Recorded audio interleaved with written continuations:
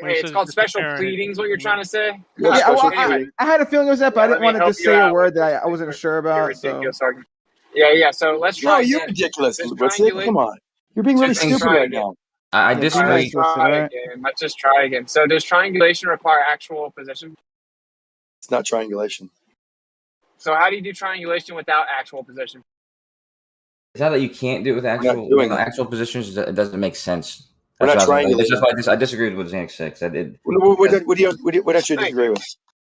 We're not talking about triangulating the position of the sun. We're only giving it a ratio. It makes no sense to do triangulation. Well, let me make more sense for you. Let me try to make this more sense for you.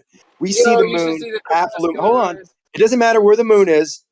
All we know is that it's half illuminated. Would you agree that all we need to know is the moon is half illuminated to know that there's a 90-degree relationship? Why would I assume that the moon is half illuminated?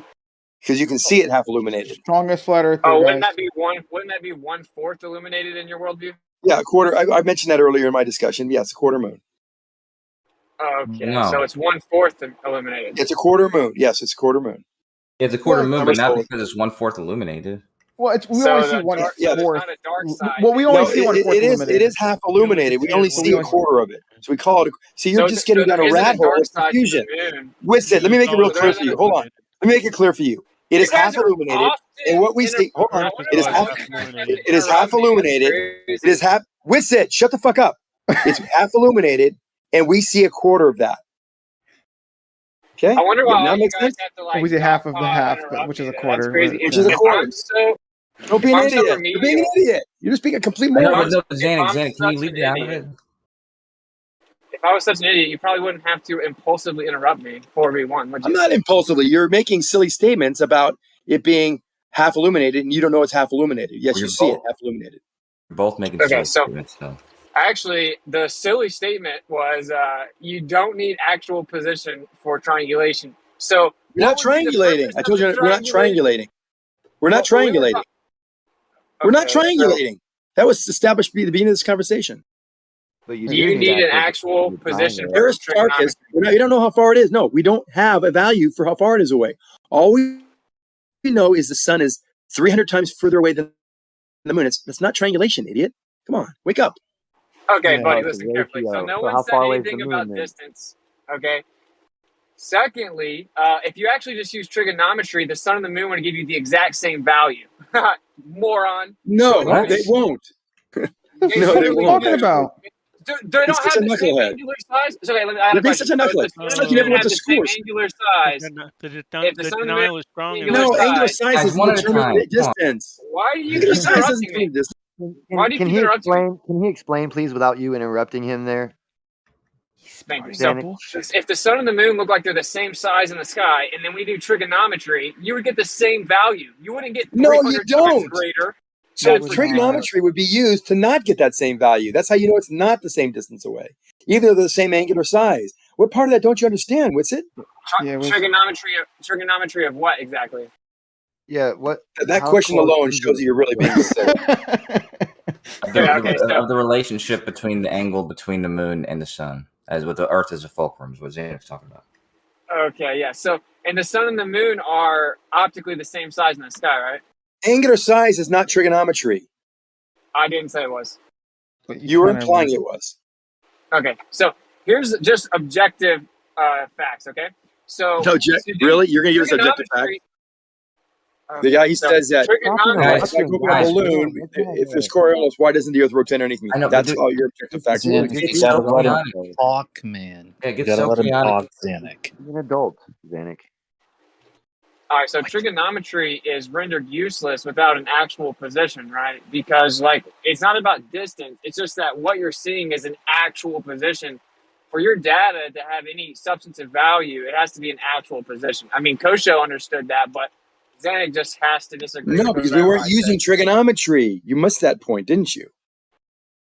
So if we want to use trigonometry, we'll take a measurement of the moon at two different spots on the Earth. And yes, refraction could change that angle slightly. Generally, it's about up to a maximum of about 1/2 degree if it's at the horizon. If it's up in the sky, it's not. Saying that. You're just saying I'm not saying that. We can actually measure it.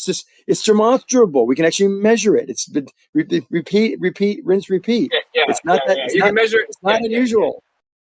You can measure it if you know the actual position, right? The only way that you can measure the degree variance is to know the actual position and then the change from degree that variance? actual What are you position. talking about? Degree variance? What degree variance? Just said 0.5 degrees of refraction. The only way to get that number is to have the actual positions in it. No, not at all. We can actually look at the velocity. Oh, really? Well, let me tell you why. We can get the velocity of the Earth, the sun, as it's traveling across the sky. And as it slows down, we can correlate that with the refraction. It's not that big a deal. Dude, you're just being so silly. How do you get velocity without an actual position? Angular velocity. Angular velocity. Angular velocity. Dude, you're not going to be able to stump me because you don't have an education in anything we're talking about. Zanik, but for real though. Here's what's just objective, buddy. So for trigonometry to have any value, you have to have an actual position.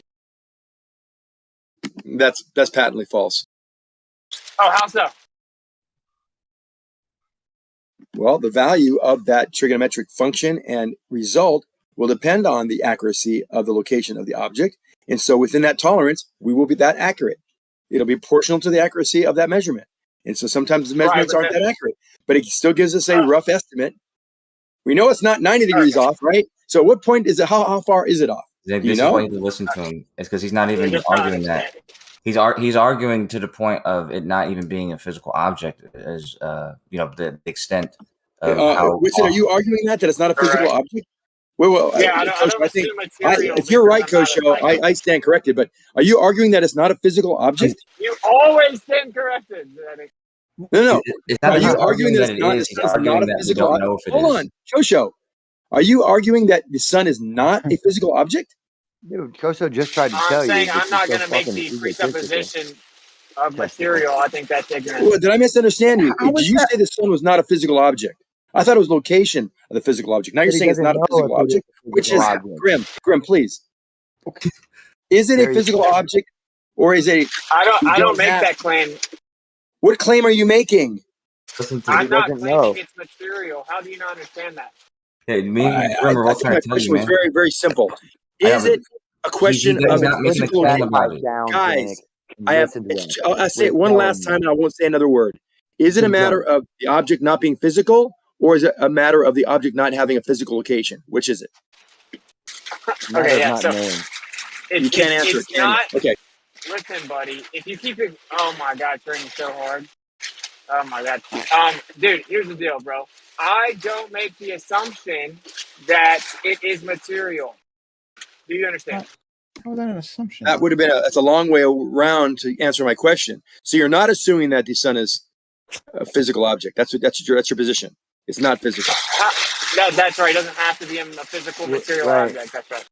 Right. It's clear. It's obvious that what he's saying is that just because you actually see the sun and where you think that's the sun, it could be an apparent position of a thing that might not even be a solid thing. It could just be something completely different.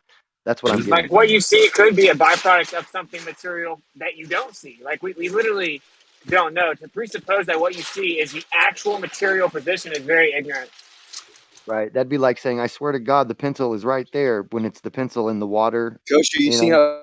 And you just don't know that it's actually right there.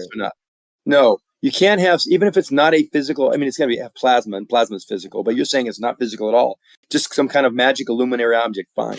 Even a magic illuminary will have a position. It will have a position. We can calculate that in term. Now you're talking over me. See how that works? So you can still get a position of that light source, whether it be physical or not, whatever you want to call it, by these angles. That those trigonometry or Aristarchus techniques back in the day still work. They're still valid. So what aspect of trig would you actually use to figure this out? You wouldn't need any trig. You just the angles. What would it be though? The tangent function is what I would use. So use a tangent function of 89. How does that relate? I'm giving you the answer. I would use a tangent function, which is opposite over adjacent, of 89.8 degrees. I give you 300 times further away. Can't be anything other than that. So you'd be using Pythagorean theorem, then. Thank you for clarifying that. No. Did you say you'd be using? What did you say? I said I would use the tangent function. The tangent function, which also involves what?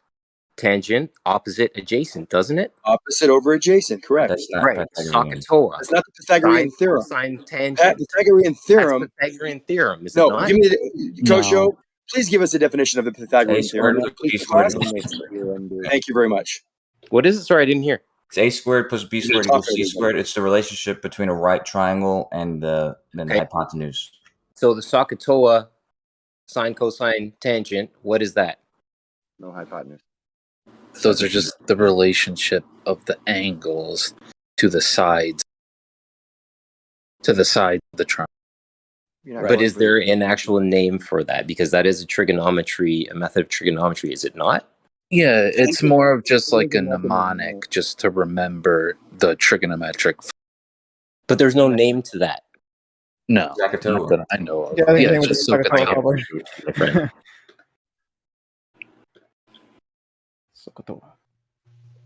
Hey Zanuck, if you scroll up in the text about 2 hours back, 35 minutes after the hour, 2 hours ago, I show an example, just a short video of a light source outside of a glass object, which is giving you the the appearance of multiple light sources. And as I move the light source outside that glass object, the movements are all over the place. Right, that's not what we're saying. Because we can actually check for that by doing certain types of alters of the test, which is, in other words, moving and changing the independent variable to see if these things are due to some type of optical refraction or optical diffraction. So how do you do that with the sun in the sky? What are you doing? Take it straight overhead, and when the moon's at the horizon, and then do it when the moon's up straight up ahead, and then the sun's at the horizon. Assuming it's a so if I was inside that glass object, I could do all of these things. I know what you're talking about. I got pictures of these suns with these halos and things. Is that what you're talking about? No, it was posted by me 2:35 Eastern Standard Time. I don't have any Eastern Standard thing on here. All I have is 2 hours of my time. So why don't you make a copy, put a link in the chat, and I'll look at it. 2 hours ago. All right, I'll repost it.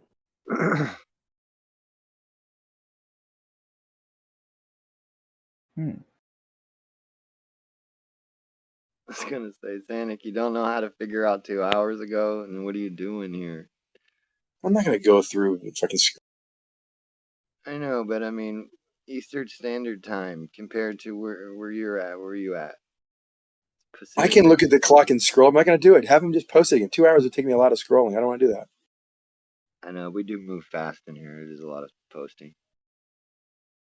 So I just made this little short video a couple hours ago because we were talking with Arma about just different possibilities of lights in the sky, whether it has to actually be a specific point, meaning material in nature, or if it could be reflections of a light source, or even a kind of like a lensing effect of a light source that's outside of our realm, or something along those lines. So I just made that video as an example. And when you see that, you can see at one point, I think 3 different, like what look like little suns in that little glass ball. And at the end, you see the actual source of light.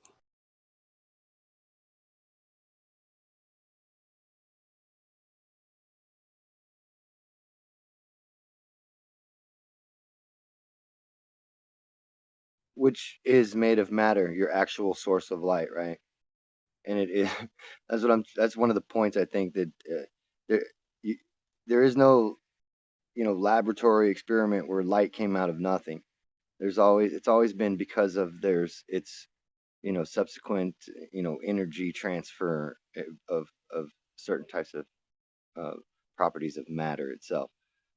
Sure, but you can see light that's not directly from the source. But yeah, you can feel the heat too. That's not directly from the source. If it's the light source can be polymeted way, right? That. But that doesn't mean that the source itself isn't then also noticeable, right? That there's it could possibly not be noticeable. Yeah, but I want to see how that's possible. That We don't know for sure.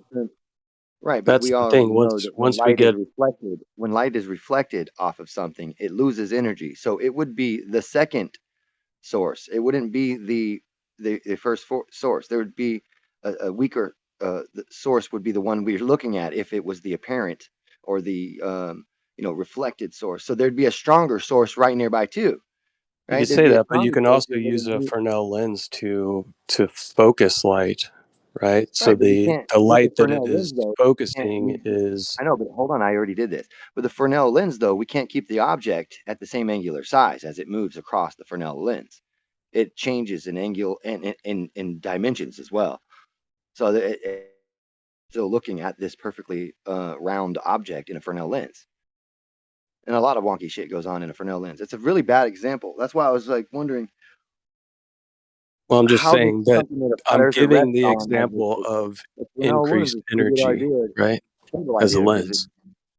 it demonstrates. Well, you use a Fresnel lens, and that demonstrates that your idea is wrong, not But that if it's you're right. looking at something that is a lens, you're going to have a consistent rate of energy that's coming off of that.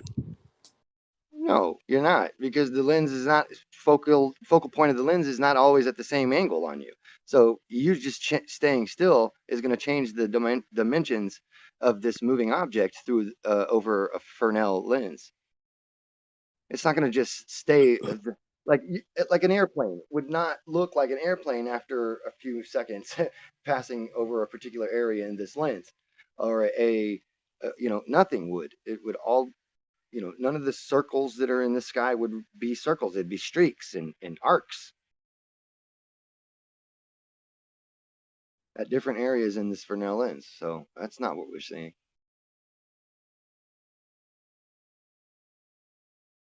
You ever thought that maybe it could be that we're actually on a sphere spinning, and that these objects, like the furniture in your room, seem to go around a particular point, like your ceiling fan, because you're spinning? Because I stand around in my living room and start spinning, and I don't assume that all the furniture in my living room is actually spinning around my ceiling fan, do I?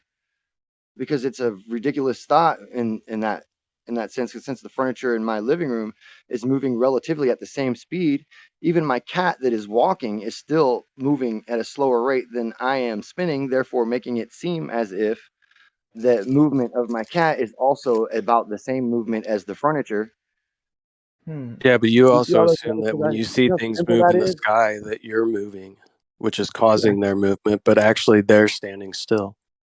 My point being made, my cat can be walking in the opposite direction that I'm spinning, yet if Well, I'm I just spinning, my cat threw still your looks like point it's back spinning at in that you. direction, just slower. That's it. And that's a simple answer for what you're looking at out there. Especially since you don't see anything going in and out and getting larger and smaller. It's staying the same size and going over your head and then dropping if you're anywhere near the equator. Or in the beyond, anywhere beyond the tropic zones up towards the poles. And it's just you're not seeing this circular thing going around and around you, coming in, getting bigger, going out, getting smaller. I mean, there's a lot of problems with that. Yeah, but with light, you don't typically see things get that much smaller in angular size if they're already far away.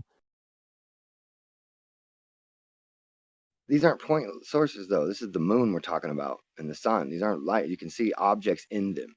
You can see and measure the angles and So sizes of is the this sunspots that are is the local sun? moving around on the sun. You can take photos of it from different hemispheres on the same day and get the wagon wheel effect. You can see clearly how the sun is not showing you the other side of it, as if it has moved away from you and then went around this path. Everybody wouldn't be seeing the same sun the same side of the sun or the moon for that matter. And moon phases, wow, those would be location specific, meaning a guy in New York and a guy in Texas are both looking at the moon on the same day. One of them sees a crescent while the other one's looking at, right, a full moon. I mean, these are the ridiculousnesses of those concepts. Based on what? All you're trying to do is straw man into a model as if I gave you some sort of distance to these objects. So if I gave you some sort of distance, then yeah, maybe you can make these claims. No, but did I you gave make me the claim plenty. of a You gave distance me or what plenty. these things were or any You of gave me that? plenty. No, I didn't. You gave me plenty. You gave me plenty when you didn't even realize it. You said that the Earth was flat, and you know that the sun and Did I? and the moon circle around the Earth. Oh, every flat Did I earther say that? imagines that that's what it is. And the Did I sun and the say that? moon circle around the Because I Earth. can rewind the live stream and we can play No, back you where I didn't said say that. that. There's nothing else you can say. I mean, there's no other thing you can say. Oh, really? So I have to be Yeah, straw if man you have a disk. into what you think a flat earther believes, right? Oh no, you can back out and chicken out and not give one aspect of a model all day long, but that doesn't mean you've Back even out entered and the chicken debate. out what? I never made any claims. That's right. That's I a never chicken. made the A claim chicken that the can't make a sun claim. and the moon Bark, bark, bark. I circle can't make a around claim. the earth. Yeah, make a claim You're then. just trying to straw man me. So you're just beating an argument against somebody that never made the I'm claim. just trying to straw man you, am I? Or am I really pointing out some of the flaws in your model, which you won't adhere to because you know they're flaws? I never gave a You model. I said don't know you the did. shape of the earth. What are you doing in here then? Trying to figure it out. Oh, well, we just gave you some examples of how it can't be flat, and you're arguing Isn't for the it to model be flat. isn't the Flat a model of shape? the sun Certainly arguing for an Earth isn't the to be model of the sun going around a stationary plane their idea? That's pretty much how you get the 15 degrees an hour, assuming that the Earth is still in that what you see in the sky when you're taking that measurement is moving above you. No. Of course, you extrapolate that out to living on a ball, but what are you talking about, Sam? The only reason we would say that the sun moves around the Earth is because of the equatorial line. But that would be reification to say that the sun does indeed travel in a circle around the flat Earth. No, I mean, sure, people say that. Sure, people say this is what I take the Earth to look like, but there are a lot of other people with a lot of different perspectives. You don't have to straw man him to win a point, do you? You I'm have a not even point that straw stands manning on him. yourself.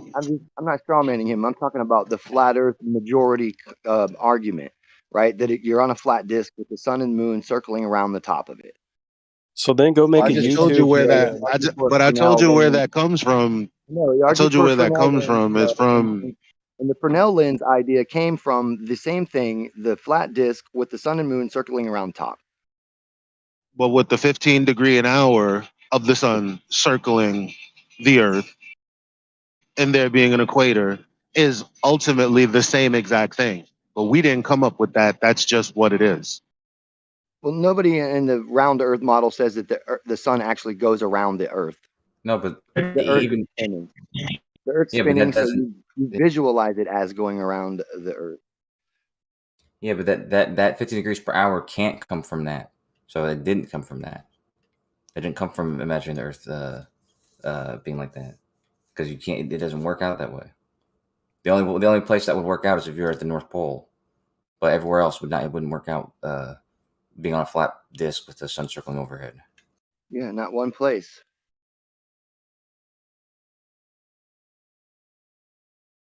Zanuck posted a picture that demonstrates it. He posted 2 pictures actually. That picture's really stupid looking though. If there's anybody that's want a better picture. I made that picture, jerk. Oh. I mean, wait, which one? Which one though? No, that's fine. You called him a jerk. Chill out, man. It was a great. I was really proud that I saw Zanuck posted it. I was like, oh wow, I made that one.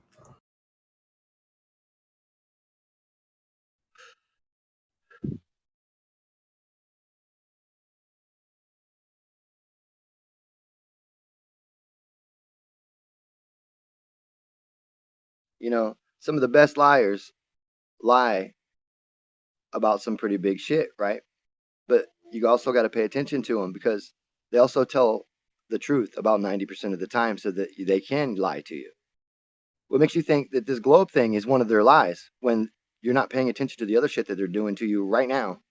because you're so busy with this globe shit. And you know, it's almost as if, you know, Well, who's busy with it? It's very simple.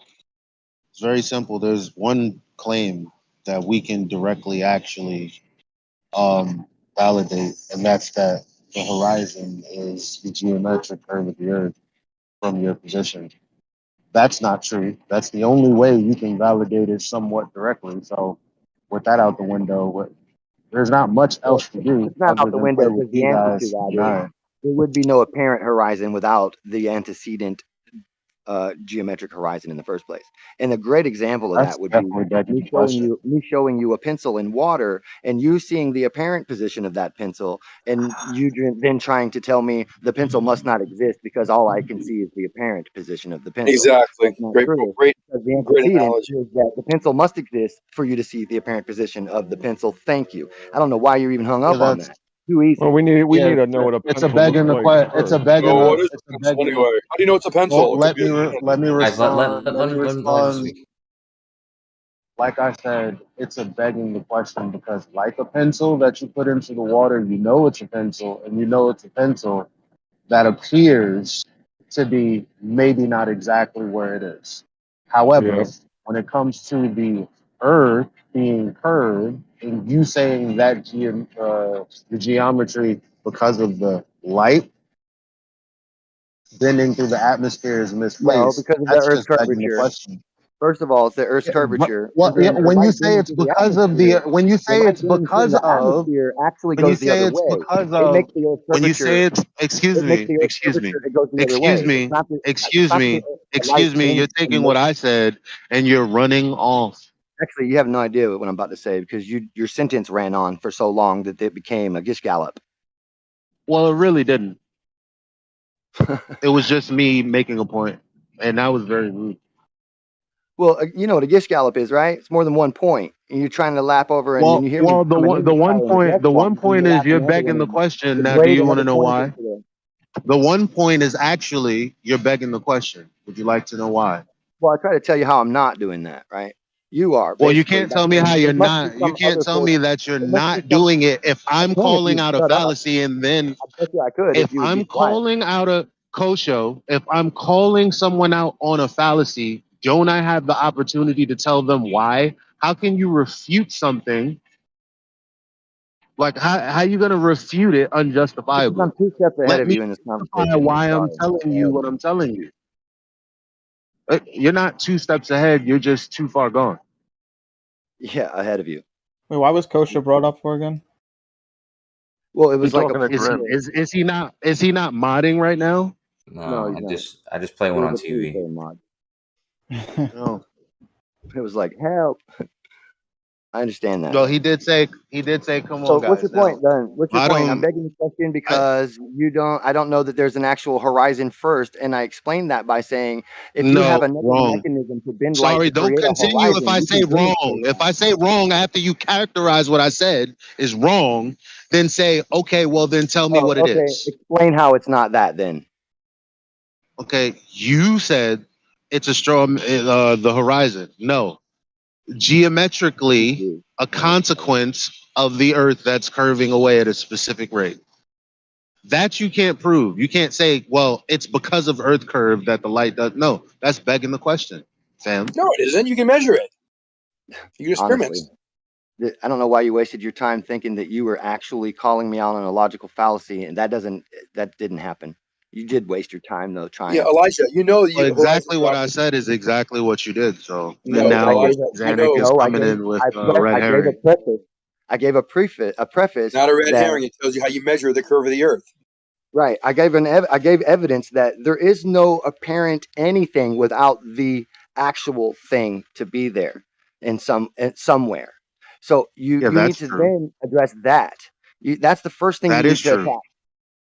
That's So true. There's there no must attack. be That's something true. there for. Thank you. There must be something there for there to be an apparent something to be seen. So that's the Apparent issue. Earth. So your point. So your Unless you point can is, evoke a particular mechanism of which light comes across look, a I'm not straight course. arguing what you I'm almost said done, dude. as a premise. No, Yeah, yes, if I'm something almost is done. there, then that's the only way something can apparently be there is if something is there. That's why I gave the position of. That's why I gave the pencil experience as a as something that's actually what it is. Yeah, because we know it's a pencil and but it's physically there. Where the pencil was coming from, you would this same logic that the flat earthers use about the horizon would come up. There is no pencil. No, dude. You know the size of the pencil. You know what to expect. You know how long it is. Then you put it in there and you take exact measure, and that's where the globe fails. Yeah, but that's not what you're looking at. What you're looking at is the fact that you can't produce an apparent position of something without first having the something. That's the point you're trying to find with this pencil experiment, not that you already know the length of the pencil. We know that we are. You're right. I am presupposing that there's more Earth beyond what you can see. You're right. I am pre-assuming there's more Earth beyond what you can see. I'm only going by the logic that I follow about all other matter and optics that I know of on experiments in Earth or on Earth. Not any. And then not really. Then I walked past where I couldn't see, and I do discover that there is confirmably more Earth there. But then you have horizon a different idea. But you know the thing that you claim that you're doing.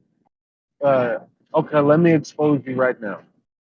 Because obviously the reason we can't say that the horizon is geometric is because the math doesn't help us describe where the ball curve or the end of where you can see off of this ball curve would be. That's not helpful because of all of these other things like refraction and yada yada. So that being the case, you wouldn't say at the same time, well, if I was walking into a town and my house is a mile away, right? My house, a physical obstruction of the hospital that is behind it. You wouldn't come into town and then see the hospital with your house, the physical obstruction behind it, and say, yeah, because, well, what some kind of atmospheric effect or that actually never happens in reality. You're imagining it happening right now. And then I poured blue paper clips all over and ate strawberry ice cream. I mean, what the fuck? So I'm sorry. Was that not a coherent? Not you. You don't have to say sorry again. Like after you said sorry and you stopped, I started talking again. So I'm asking everyone else. So is that really an incoherent point to say that something is geometrically locally placed and then it appears to be somewhere else, while everything else geometrically placed is actually where it's measured to be? Well, how about this? Go. How about this? Go 3 miles away. Go 3 miles away to from your house, right? And then prove to me exactly where your house is from there. I'll wait. Why would I do that when I? Well, you know you have a house, but you can't tell because it keeps moving in and out of your. It keeps getting bigger and smaller. I was in the middle of responding to you. I was responding to you. You said, "Why don't you go ahead?" I'm saying that as look at your house from 3 miles. Okay, my response to your rhetorical rhetoric is, well, we're dealing with 1.5 miles, aren't we? Not even. We're dealing with 1.2 miles. Why are you talking about 3 miles? Okay, so if the horizon is supposed to be 1.2 miles, like my house, why are you talking about 3 miles? I'm gonna go with you 3 miles, right? Why are you guys talking at the same time? That's ridiculous. I thought you were logically. No, he keeps talking and he keeps claiming that I'm talking. I'm trying to make my point here. So you take your fucking. Well, I'm asking you questions based on the points that you're making, and you keep on saying other things. You asked him a question. You interrupted me in the middle of my question because the rhetorical part of it, you thought it was your turn to answer the rhetorical part, and it wasn't. All right, that was not even. So you're not asking a question. If you're not asking a question, then why aren't you addressing what I said to you then? Actually, because you're interrupting me, right? So my point, which you have no idea of which it is this. And I'll explain. If your point is non sequitur to the point I just made to you, why the fuck does it matter? If you're hoping I have the IQ as low as yours, so that you will forget what we were talking about, but I don't. Oh damn! So we're not. I forget. I do forget. This has been bad. That's what he's hoping. Like, we're going to just get fucking obfuscate from the situation and detract from the conversation. No, a measured distance, an obstruction at that measured distance is very simple to understand. Okay, look, here's the deal. Here's the deal. You guys can't talk at the same time. So, Graham, he made a point. Graham, make your point back to him, and then it's Eli's turn. Graham, try to keep it concise because you kind of already said a couple things. So, can you wrap it up, and then it's Eli's turn. Okay, so take your short self about 3 miles away from the actual house that you say you live in, and then tell me with how far away your house exactly is without walking it off the horizon by standing on the other end. Yeah. This is the part that you said that was rhetorical. You already said that. Yeah. So, all right, now it's Eli's turn. Why would I be doing that when the observation mathematically describes a horizon or my house that's actually supposed to be 1 mile away, 1.2 miles? Well, you're not going to get as much refraction there, are you? I mean, what is your eyeball on the ground? That's what we're dealing with. I'm asking you a question. Are you laying now on the ground? ground? Now you're asking more questions. You slither along the ground like a snake on an everyday basis. Is that where your optics are? Is that what we're going to do?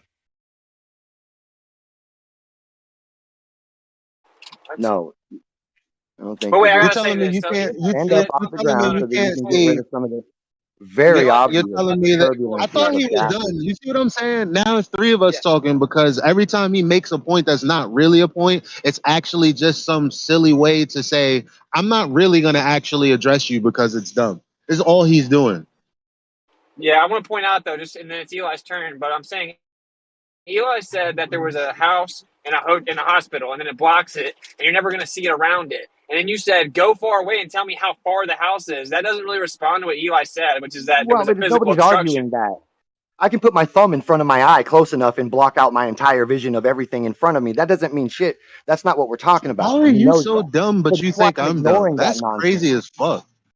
Yeah, that's nonsense we're talking about. We're talking about looking out over water. So the horizon doesn't appear to be behind the oil rigs that are measurably there. Different regions and shit. Right. That's on you, dude. Right. This nigga's crazy. Yeah. I just got to say my honest opinion, Grim, man. Grim isn't dumb. Eli's not dumb. I know both of you, but you're not really addressing what Eli said. Like when you said, go away from your house and tell me how far away the house is. That's not what Eli's point is. Eli's point is if there's a house and there's another house, you can't see the house behind the house between you and the furthest house. You never would just magically see it and say, oh, the Atmos made me see it. And then your response was, go see how far the house is. That doesn't actually change what he's saying. Yeah. Okay. I see what he's saying now, but he's absolutely wrong. I can show you where there's an observatory that is visible from behind another building only with refraction. This so happens to be an observatory. That's but you would still see. But you would still see the building. But you still would see the building in front of the observatory, right? Of course. Right. My example is not seeing it in front where you know it is, but actually seeing it behind. Right. Well, what do I need? A fog bank to roll in so that we can appease you? I mean, what's going on? No, you need to see the observatory with the building in between it without seeing the building in between it. Right, where things get lifted up off the surface of the earth. And be able to see. That's the point. The observatory is the building that is behind the other thing that you shouldn't be able to see unless the refraction conditions were right. And then you can see right over the other building and the observatory is lifted up. But does the building disappear though? Does the other building disappear? Why would it have to? What does that got to do with Because anything? in the analogy of the globe, the Earth's curvature just disappears completely. No, the building has disappeared before the refractionary events allow it to be seen. That's the point.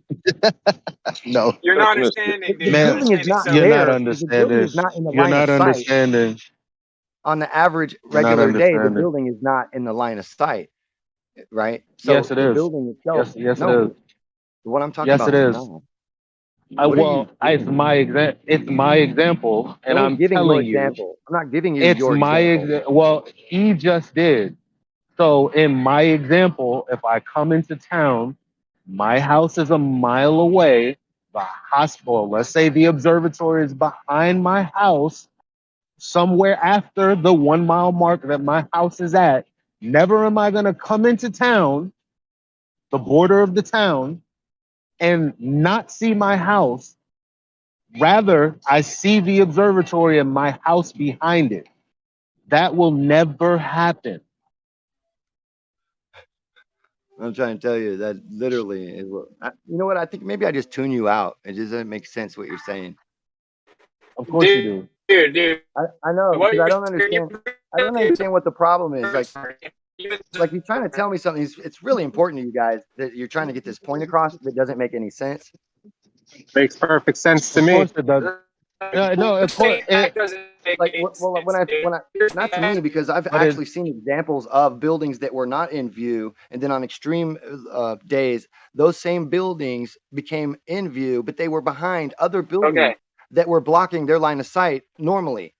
And so this I've seen, and I know it's true, and I've been sharing this shit. Yeah, that's a red herring. That will never happen. That's a red herring. That's a red herring, though. Somebody's roboting. I don't know. Yeah, that's a red herring, though. Are you going to tell me that me saying it's a red herring is yet another faux pas on my person to tell you that you're committing another fallacy? Well, we established that we're committing the first fallacy, so saying another fallacy is a fallacy in of itself. Thank you. Well, I tried to point. Here's what the deal is, dude. When you bring up the observatory that you can see, okay, well, you can't see it every day, but then you can see it. The point is, if there's a building between you and the observatory that blocks the observatory, when you can see the observatory, that building is still there. In the Black Swan, the building has to entirely disappear for it to be Earth. No, the building I'm talking about is in front of the other one. The horizon is up on a mountain behind them all. This is a red herring, Sam. How do you not understand that? You're interrupting me again, you ignorant fuck.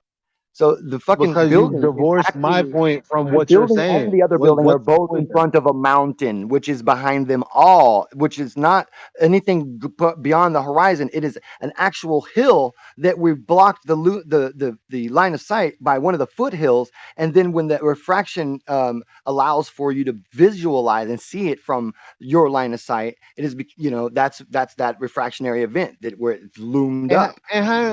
And how does that analogous to because let's say the geometric horizon is like a building because it's physical and it's in your line of sight and it blocks the rest of the earth from being in your line of sight because the rest of the earth is at an angle that's too curved away from you, right? So let's say the geometric horizon is like a building, okay? And let's say it's at 1.2 miles because you're 1 foot off the ground. And then you go to the beach and realize, oh, that building, my bad, horizon is actually behind oil rigs that's there at 6 and 10 miles or 6 and 9 miles. How are you not getting the analogy? Where are the oil rigs coming from? Oh my God. Like, where's your house? On a mountain, on a hill, on a beach? God. Well, I mean, this all matters. I mean, I'm trying to visualize what you're saying, but you're not giving enough detail with what you're saying. So he's giving you the example of the black swan to like visualize it. It's not a black swan. All right, look, if I have a mailbox and I have a trash can between me and the mailbox, and normally I can't see the mailbox, on one day I can smell over the trash can. I can still see the trash can. The trash can never just disappears, and I can see the mailbox. Unless there's a cloud bank. The trash can is never going to appear. The trash can is never going to appear. The trash can is never going to appear behind the mailbox, even though you know it's in front of it. That's never going to happen. It's never going to do that if you don't focus on it. If you keep focused out into the distance and let the foreground be blurry. Oh, he's not serious, man. Oh, I'm definitely serious. You know that. You're not being honest. That's definitely on So it. you're saying there's a situation where Yeah, I make a video about that very situation. I make a video about that very situation where I use a very flat speaker box and I take a fucking D-cell battery and I put my camera lens halfway below the what do you call it? Right on the very level. The center is on the level so that you of the top of the speaker, and then I slide the battery down and I keep my focus on the foreground where the battery, like I lock my focus into the battery while it's close to my camera, and then as I move it away, it looks like my battery is sliding down under the table. But that's because I'm not actually focused on my battery. When I focus into the far distance, then all of a sudden my battery begins to rise back up and it is visible again. So therefore, it's much a camera artifact, and I can prove that. And I've demonstrated 1,000 times, and I'll hand you a video link to my very own experiment on that very issue right now. This artifact is not even secular. The artifact is not even secular. Happening the way you think they should. That's because you don't know how to operate the cameras. Graham, are you saying that we would see the trash can behind the mailbox? Yeah, if at the right angle, you can focus on something that's further than your trash can and put your trash can right into the bottom and melt it into the ground with your focus, because you're not even pointing exactly at the trash can anymore. And we'll still see both objects. We'll both see the trash can and mailbox still. But we're not. No, they will be melted into the ground. Your example, the object at all. And I can show you that very much right now. But your example when you see the trash is not. Hold on. Your example is not even sequitur. What does your example have to do with the pretend example of the house being 1 mile away, in the foreground can disappear if not focused on? I was in the middle. This is why you don't understand. This is why you're saying you're something taking way totally too long to say your same shit over and over again. I'm giving you an example. Well, then why don't you understand it yet? You don't understand it. I'm trying to explain it to you right now, and you're talking. So that's not very helpful, is it? No, I'm saying that what you're saying is non sequitur. Bullshit. Well, you did describe, Graham. You said it happens all the time, but then you described something different than what they're describing. So that is, I'm trying to hear it, but. No, what we're talking about, why it's not a non sequitur, is because both deal with the issue of things in the foreground going out of focus, melting into the ground, disappearing from your sight, while you're focusing on things into the distance. Yeah, they do. They do. They both do. No, I'm sorry. Well, guess what? Guess what? It didn't. The geometric horizon is supposed to be the thing that's melting into the ground in this example. Well, you fucking see it somewhere else. Okay, so we're talking about the horizon being. We've already established that, right? You're not seeing the geometric horizon in the position that the geometric horizon is, because everything you're looking at that distance is refracted. No, to be fair, at Graham, 1 mile. Interrupting him a lot, dude. I'm trying to respond to how broken your mind is. Eli's turn. Yeah, Graham, please don't interrupt him, man. Let him respond, please.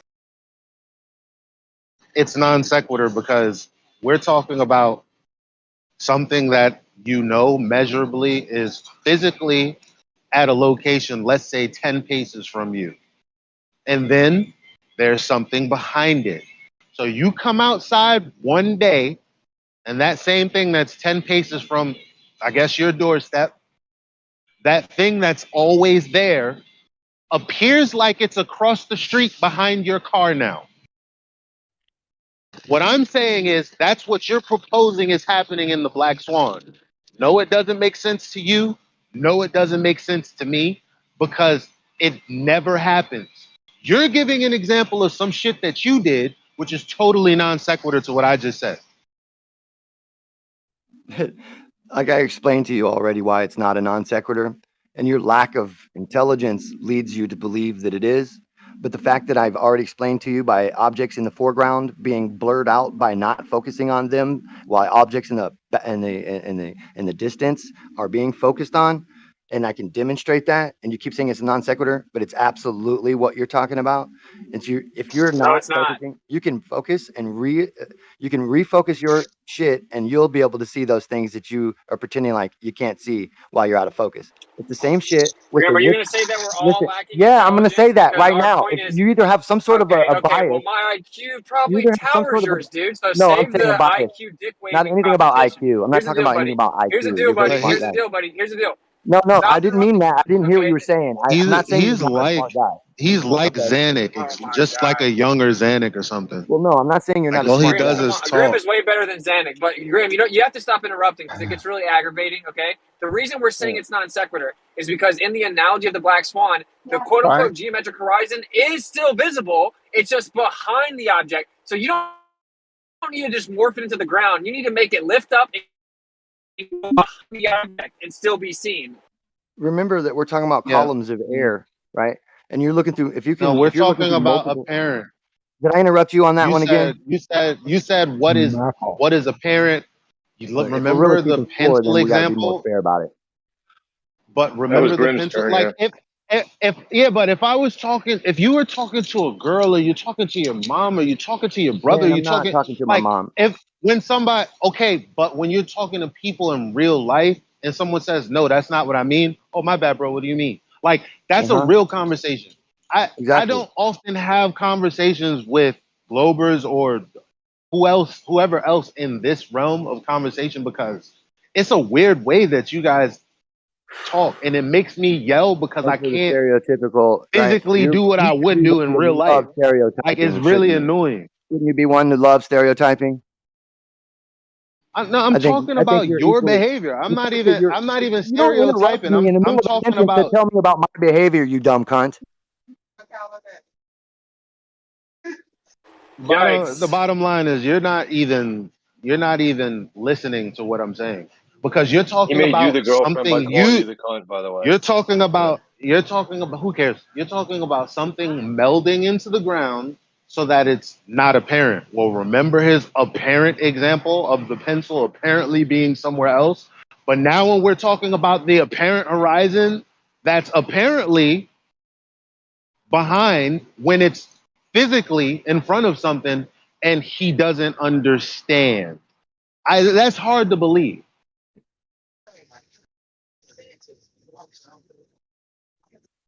Yeah, I mean, it's pretty simple. I broke it down as simple as possible. It's not about morphing into the ground. It has to still be seen, but behind the object that's actually in front of it.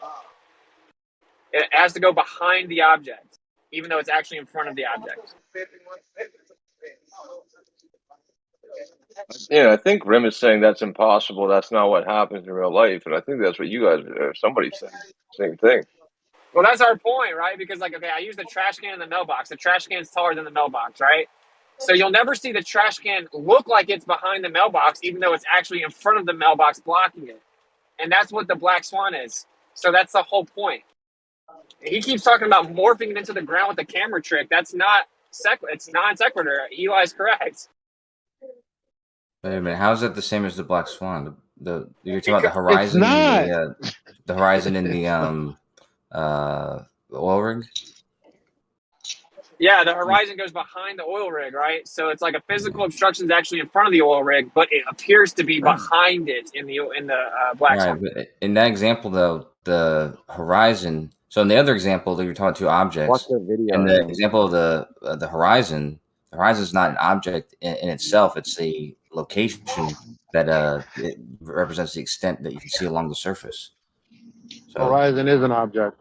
You reified it into an object, the object of the sphere, and based on the geometry, the object in question, or the object in at least in this example, would be the cutoff point of this ball or sphere.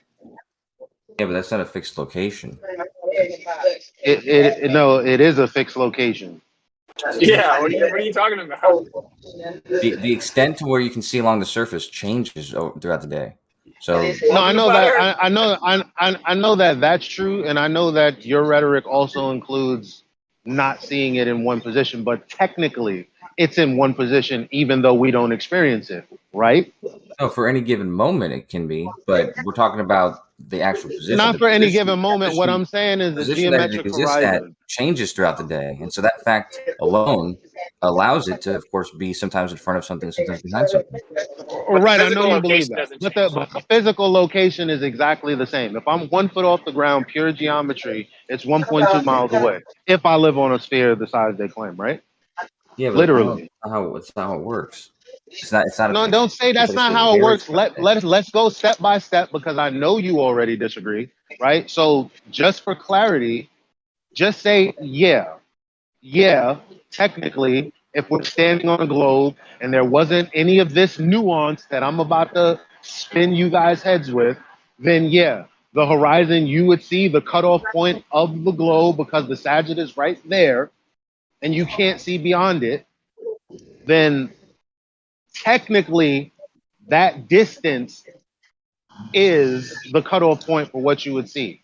Yeah, represented by a real location and is unique for any given moment, but it's not going to be unique throughout the day. I mean, it's not going to be consistent throughout the day. So you're for any given moment, it's in one position. So that's the question. There's nothing else like that. Like if I'm standing 1 mile from any, because the geometric horizon, right, without any of this nuance that you guys talk about, is a physical. It has locality. Okay. So let me explain what's happening at 3 minutes and 20 seconds. It's a hold on, yo, fam.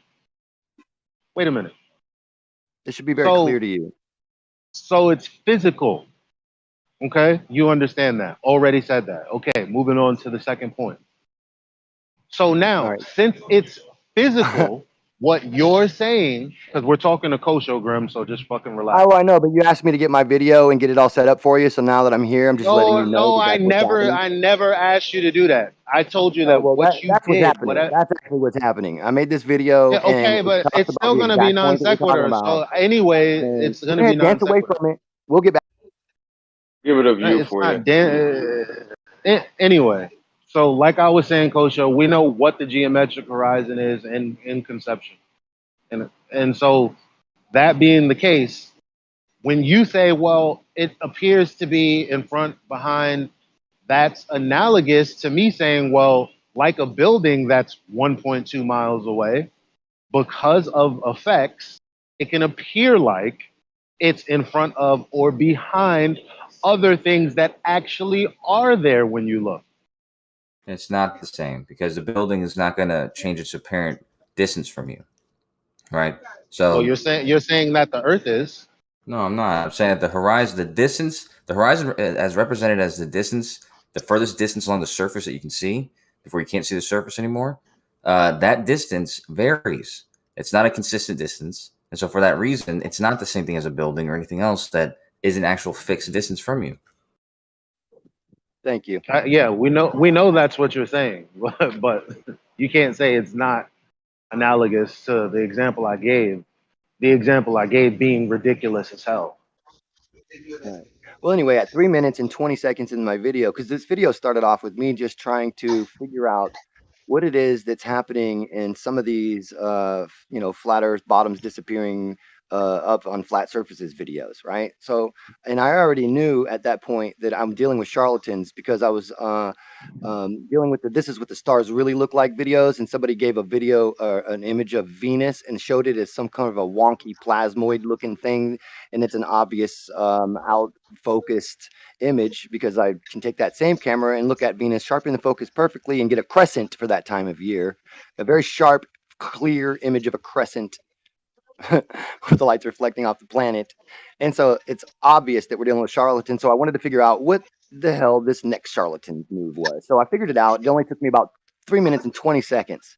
And you can see right at that point at the video, I started messing with the focus and the battery started disappearing from the bottom up. Imagine that. Have a nice day. Not at 3 minutes and 20 seconds. That doesn't, 20-second video. To get your numbers right, fool. Your point is that yo, the video he's talking what about. You did.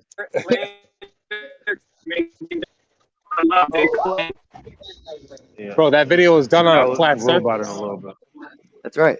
Yeah, but even so where's the example of this happening on a ball? Even to address his point, it's like, okay, so you're saying that when you manipulate the aperture while they're out of focus, when you manipulate the oh my god, when you manipulate the aperture and you limit or this just increase proves the angle in which can disappear out of focus.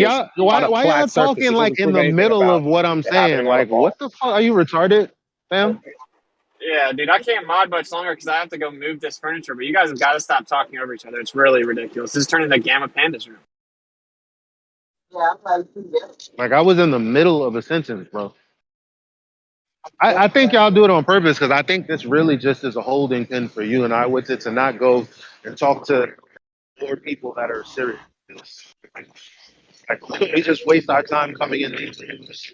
All right, yeah, Eli, letting I hear you, dude. You were completely interrupted. You were interrupted. I muted the two people. The problem is you can't really stop interruptions until they happen. So I muted them. You know what I mean? Because they definitely rudely interrupted you. So yeah, go ahead and finish, man. What was I saying? Does anybody remember? That's the point, isn't it? That's the point of the interrupters. Yeah, but basically, Grim just talked about how he manipulated the aperture and it shows the bottom up effect, which just helps flatter it. So thank you, Grim. Because if you limit the aperture or you limit the angle at which the light enters the lens of the camera, well, guess what? You're going to reach a diffraction limit at which there's to be angles of the light that you won't be able to see. Yeah. Which proves what does that have to do? Now the question is, what does that have to do with something being a physical obstruction at a specific location, but appearing to be elsewhere? Okay, I'll tell you. What it has to do is with the videos that the flat earthers have been putting out that say that, look at this very flat surface and how things are disappearing from behind it. There must be some optical effect in the natural world that allows for this to happen, therefore allowing you to think you're seeing a horizon when you're not. That's the whole entire argument for that position, for those videos that they've made. What I did show them was, no, you can zoom it right in if you don't put it out of focus, and you never ever went over a curve. It didn't, even on your flat surface, so you didn't demonstrate an optical effect that went from that gave us a fake horizon. That's the whole entire point of that. You're demonstrating that. If you're 1 foot off the ground, you're looking at a boat that's like 7 or 8 miles, and some of it is obstructed. Yo, Grim, as respectfully as possible, because you know I like you, bro. But this video, I wasn't in the. You would have to do this on a ball, in my opinion. I mean, no, I'm debunking a flat earther video with that, right? The flat earther created what is it, Anthony Riley, or he did some gymnasium, and he said the object disappearing. Even you being the person that's having a conversation, allowing me to respond to this guy. What is wrong with you, dude? Because you just heard dude interrupt the middle of my response to you, and you just let it rock. Like, hold on, I was trying to hear his response because it might have been pertinent to what I was saying. Like, you didn't even. You just straight up let him interrupt and then started responding to him in the middle of what the fuck I was saying. Yeah, I mean, the interruptions can be challenging because when everybody has an open mic, you know, it's like anyone could just interrupt. So, like, unless we just mute the whole room and only let the one person speak, then people have to be respectful. Now, Electric, I don't know if you couldn't hear Eli or what was going on, but you've completely just bowled over him twice now.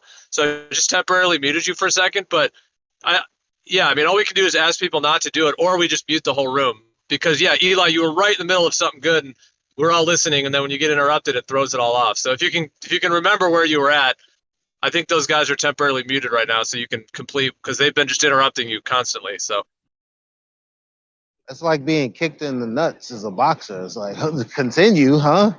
Where am I? Like, I don't even remember what the fuck I was saying, fam. To be honest, I was just trying to answer Grim. He's saying in chat that he can't hear you, so he didn't do it on purpose. Yeah, Electric usually doesn't quite do that, so maybe he couldn't hear you for some reason. I don't know, Electric, maybe pop out and pop back in. Yeah, he said he muted he muted Elijah accidentally. That was the whole thing, apparently. All right. Okay.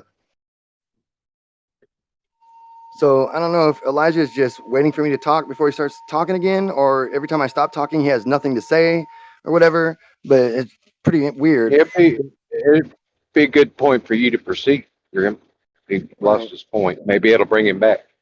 Well, I can bring him back to his point if he thought he was making one. But I mean, you want me to tell you what you were saying, dude, or the noises you were making and all that? Because we got that. Yeah, I was. If you can, Stop being rude. Yeah, maybe just stop being rude and condescending and actually offer something of value, Grim. If you want to take the mic, go it would for it. be easier to stop being rude and condescending if you wouldn't keep taking a biased role in this modding stuff where you're talking about only. Yeah, you're muted. Go ahead, someone else. I love your modding. If it's my chance to talk, I just love it. I think it's great. Everybody should strive to form this way. That's all I got. Anyway, the entire response to what I said is completely non sequitur. It has nothing to do with the point that I made. So, what difference does it make? Starting to sound like them. Difference does it make? Yeah, it's a low blow. It's not a low blow. I gave the example, and he said, "Well, it's a dumb example, but I'm going to explain to you what's wrong with this non sequitur kind of related topic." Yeah, I'll be honest, Even though he also you said, I was responding to the other even guy. no, which is also funny because he said that I stereotyped him or committed a stereotyping fallacy. Maybe I did. I don't know. But that's literally what he did by giving me this example as a refutation to all of the flat earthers talking about something that had nothing to do with the point that I was making.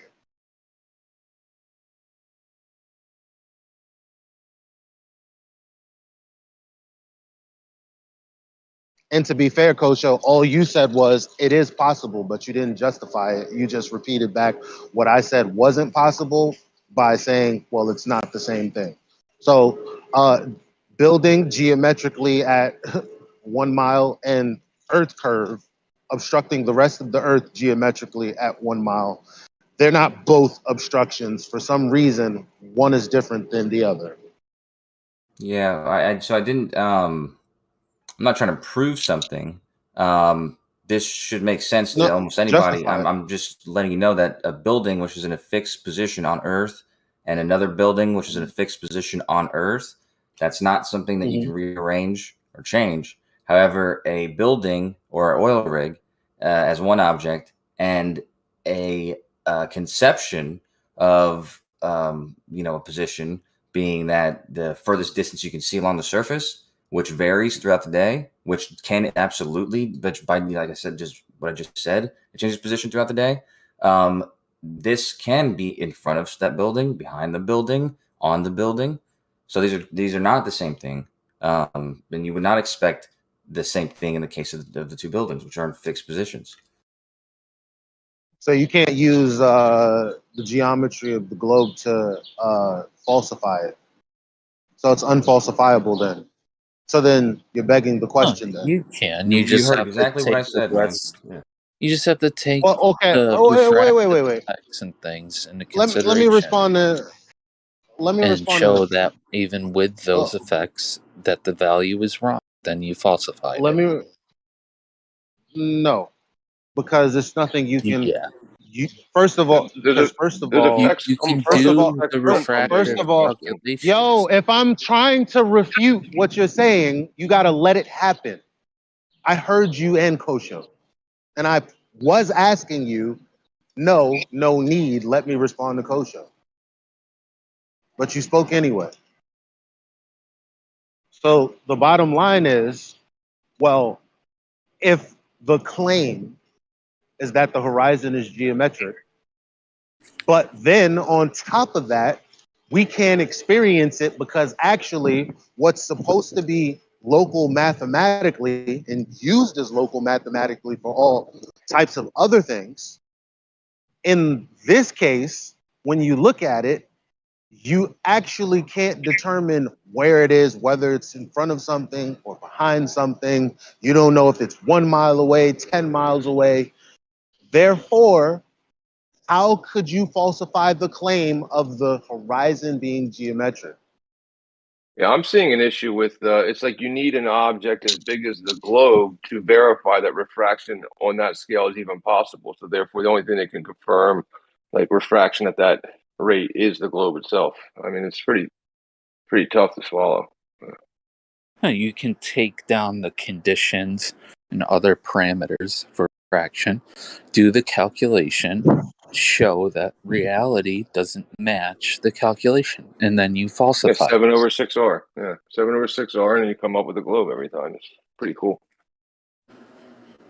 Well, fortunately, that's not how it works. No. It's not, but it's not because they don't even use 7/6R to refute the black swan. So they just say, well, it's refraction. And then when we say justify it, they just say, here's an example of real refraction. Here's an example of what we see when we look out into the distance. Ergo. Yeah, pencil in water is not good enough for me. I mean, it shouldn't be good enough for anybody. A pencil in water. I want to see, why are we seeing 15 miles further due to refraction than we can, 3 miles in reality, but 15 further miles with refraction? That sounds unrealistic. Well, we kind of don't even have to quantify it. We just, that's why I tried to qualify it. It's like, okay, you have something that's supposed to be an obstruction at 1 mile. Then you have something else, for example, at 3 miles, and you know this for a fact. Now, imagining that you know this for a fact, you go out one day and you see the thing that's at 3 miles, but you don't see the thing at 1 mile. It's actually 7 miles. What I'm explaining or describing right now is something that I want to see as an example in other examples than you saying that's what's happening in the black swan. That's what I would like to see. Yeah, I've heard someone on the globe side say that they can create refraction to where they will make an image of you be in front of you. You'll be able to see yourself. I said, show it to me. Wow, mathematically, I can do it. I can't show it to you. You're doing it right now? He's in the room right now. The person you're talking about. However, you and Elijah are talking back and forth to each other, not really giving us a chance to respond. I waited. I gave you a good 3-second pause. Go ahead. Sorry, go ahead, then. You're good. But yeah, I just I don't like to do this or say, hey, you don't know something or whatever. But I do see a problem with the fact that, someone in here, the thinking that using 7/6R for something like the black swan observation, it's an obvious kind of lack of understanding of how we would apply that and why you would not apply that there and things like that. So you heard me say that you wouldn't apply that, right? I said that part. Well, exactly what you're saying right now in a nicer way is the first thing that came out of my mouth. Okay, they don't even use 7/6R. That's not applicable. It's applicable. Yeah, but why would there be a misunderstanding of their variant distance then? I have no idea. All I know is I have no idea. All I know is the first thing you told me is that it has nothing to do with 7/6R. And I said, well, then what geometry are we debating then? I didn't say that at all today, even though it's true. I didn't say that.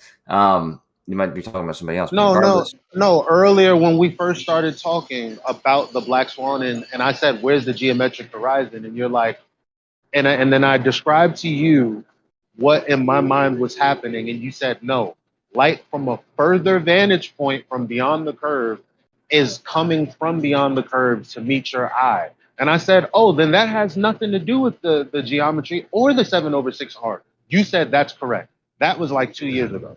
Oh, okay, you're talking about a conversation too. Okay, sure. Yeah, that's exactly what's happening. What's happening is the distance is changing to how far you can see on the surface because the light that is coming from the surface is being directed into your eye. So whether that's happening because it's coming in a straight line or it's being refracted, that distance is going to change because of this.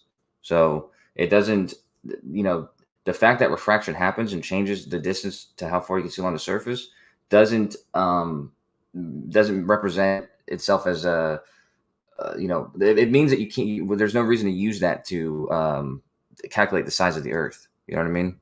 So it doesn't. Justify the premise. It's not false. It's not unfalsifiable.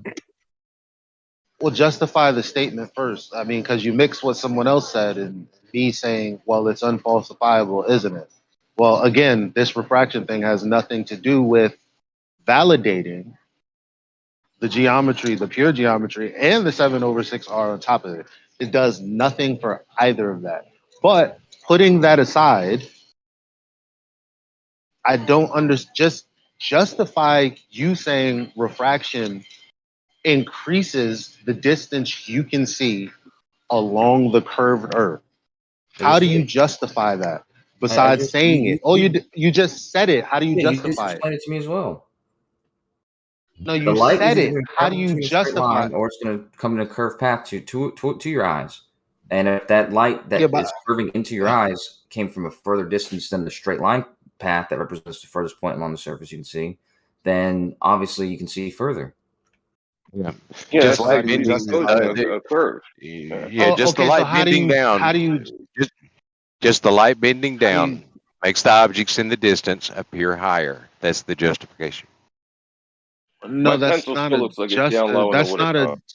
that's not a justification for why. That's what Elijah is talking about. You need substantiation for the premise. So we can demonstrate how refraction works and then apply that principle to that observation, and voila. No, that's non sequitur. It's non sequitur. I get tired of hearing people saying non sequitur when people make good points. It's called calling out a fallacy. So if I call out a fallacy, or if anybody calls out a fallacy, the person who they're calling the fallacy out on should be said, I didn't identify the fallacy. In particular, but the problem is that you keep giving instances of refraction that supposedly is substantiating your assertion that light is curving around the surface of a sphere. Give us another instance other than the one that's in dispute. Well, before all that, would you like me to tell you why it's non sequitur? Yeah. You just experienced it. When I gave my example, Grim said, well, I don't care about your example. Here's my video and what I'm explaining about the horizon. Kosho also exactly non sequitur, right? Nothing to do with it, aka non sequitur. Nothing to do with what I said. Well, I said it was a non sequitur, and you said I'm tired of hearing these fallacies. So which is it? You want to hear a non sequitur, and I wanted you to specifically identify the reason what I said was a non sequitur. That's what I asked. I don't even. What did you say that I said non sequitur? That you think I said non sequitur to? What did you say? Well, you were wanting us to qualify the observation. You wanted us to qualify the observation. We know that light bends down in a density gradient towards the denser medium, and objects in the distance in that situation will appear to be higher, thus making them appear above the horizon. Right. The objects. Yeah. Right. That's non sequitur, fam. Hey, because why? I'm telling you. What does what you just described have to do with my description of something being locally one place, but appearing like it's not locally there, but it's locally behind something that actually is also physical, but it is measured to be where it's supposed to be. How is it sequitur? I know there. I don't even know what you're asking. That's why what you're saying is sequitur. Non sequitur, fam. It's left lane. What left lane said is the mechanism for what you are asking. How that happens. Yeah, when he says that the light that's bending down will make it appear as if it's higher, and you ask why can you see further if the surface below of the surface, which is I never asked that question. Is now raised I never up asked in your that vision, question. then that I never extends asked that question. the range that you can see. I never asked that question. I never once asked that question. Then what's the question? Okay. Then it's non sequitur. And just fucking accept you guys are pretty close because together what on I'm this. because we're not. Let me tell you why. We're not. Let me tell you why. Because like I said, my conversation has nothing to do with quantity. It has to do with quality. It doesn't have to do with how much, right? So I'm not talking about how much or how much further I can see objects. We're talking about the object in question, supposedly the sphere Earth, I don't think blocking other objects by way of its locality and by the way of its curvature. That being the case, what I'm saying is we don't see that. We see what you call that behind other physical things. We're asking, how is that possible? Your example of light bending, allowing things to appear higher, has nothing to do with why the horizon should be one place but appear somewhere else. Me off a second ago. That's exact. I just explained to you how that causes that to be seen. I literally just was saying that. But when Blufflight said that something is raised up, it appears to be raised up because of it bending down. This was the same for the surface of the Earth that is beyond where the horizon might be if a straight line shot was coming at you. The straight line light was coming at you. If that surface beyond there is now appearing to be higher than it would have been, and it's risen up beyond the position that represents the point along the surface that was the extent to how far you can see, then now that extends the distance that you can see. Because you're now seeing why doesn't it raise up everything in front of it? Also, I'm just curious. What? Why does it only raise up the distant object and the most distant object, and not everything along that straight line path of sight? Well, the light, it's the light from the position on the surface over there. So the light on the position on the surface in front of you is going to be refracted a lot less, and the further the light is traveling, the more refractions would be occurring. So where is the so seeing is that the geometric horizon is the blockage from the rest of the Earth. You're saying, well, some of the rest of the Earth is coming into view because of the light coming to your eye because it's bending, whatever. What about the closest point to you, the geometric horizon that's supposed to be at 1 mile away, 1.2 miles away?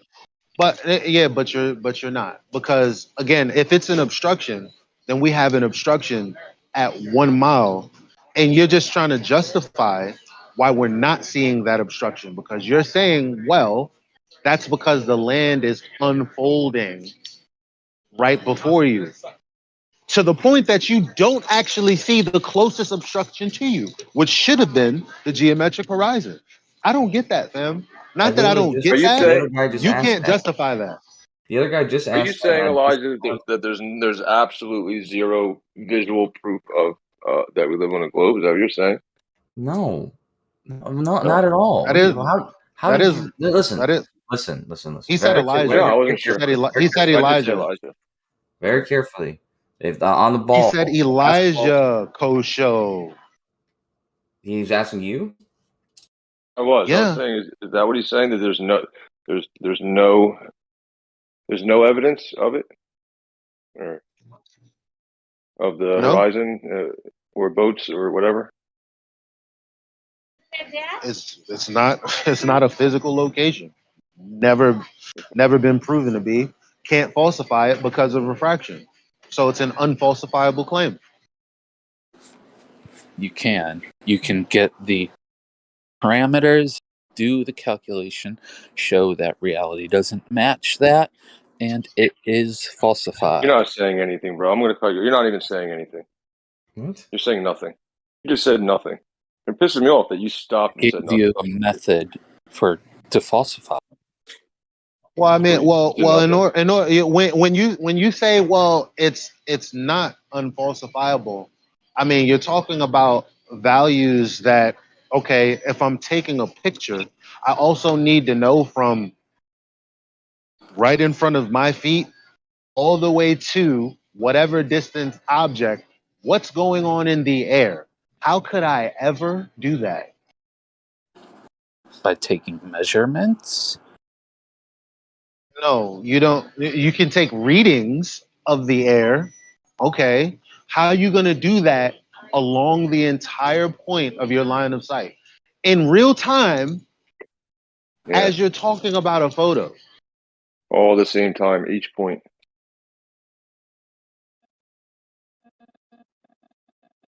So to say that that's not unfalsifiable is ridiculous. Nobody can do that. That's why we haven't done it yet. Let's take some temperature and pressure reading, measure. Where at? In between wherever you are and what you're taking a picture of. Okay. So how do you do that? He's saying nothing. So how do you do that? You don't know how to measure temperature, man? Well, you would have to have someone taking the picture, and you would have to have someone along the entire line of sight. You can't just you're gonna have somebody in the middle. You think that's good enough? No, you can just do it yourself. You can go from where you're starting, take measurements all the way up to where you're going to take a picture, what you're going to take a picture of, come back and take Isn't it going to change? That's fine enough. Kosho just says it changes all day. No, Kosho just said it fluctuates all day. That's why we can't do exactly. That's why we can't do it. Okay, but definitely. Okay. So if you take a picture, if you take a picture of something, how long before the air changes between you and the thing that you're targeting? I would accept within 5 minutes, 30 minutes. 30 minutes to an hour. If you took your readings and took a picture from 30 minutes to an hour from your readings anytime before that, I would accept that. That would be fine for me. Okay, so I had an idea. So what would the data look like? Just hypothetically speaking, would it be this? Would it be this gradual relationship that? Okay, my bad. Go ahead. No, go ahead. Finish what you're saying. I mean, because in order to get this curved line, there has to be some kind of rhyme or reason to still get an image. Yeah, there'd have to be because otherwise it'd be called distortion.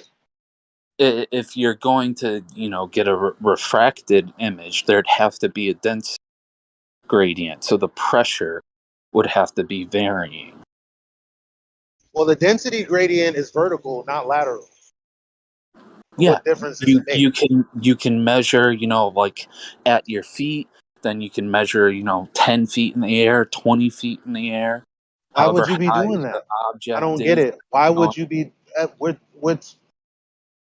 Because if your line of sight is horizontally across, what does that have to do with the gradient change vertically? Because the light is traveling through that. It's not evenly the whole way. That's why you get readings at different heights, and you can see what the mean is and use that. There's something called the refractive coefficient. It's related to the pressure and the temperature along the corridor that you're taking a picture of in this case. But this all has to do with angle changes in relation to a horizontal plane, because we're talking about changes in the vertical. So, and that's exactly what Andrew Thomas Young's paper describes. And at the bottom of that paper, he says, but obviously the atmosphere is curving. So in order to apply geometric considerations for the globe Earth, see page 2. So obviously it's contrived. I was talking about temperature and pressure measurements. Right. You're bringing. Okay. What does that have to do with him in the world? Because I'm saying, what does that have? Because I'm saying, what does different temperatures have to do with a ball at all? Because it changes the density of the air from point to point, and that is what causes refraction.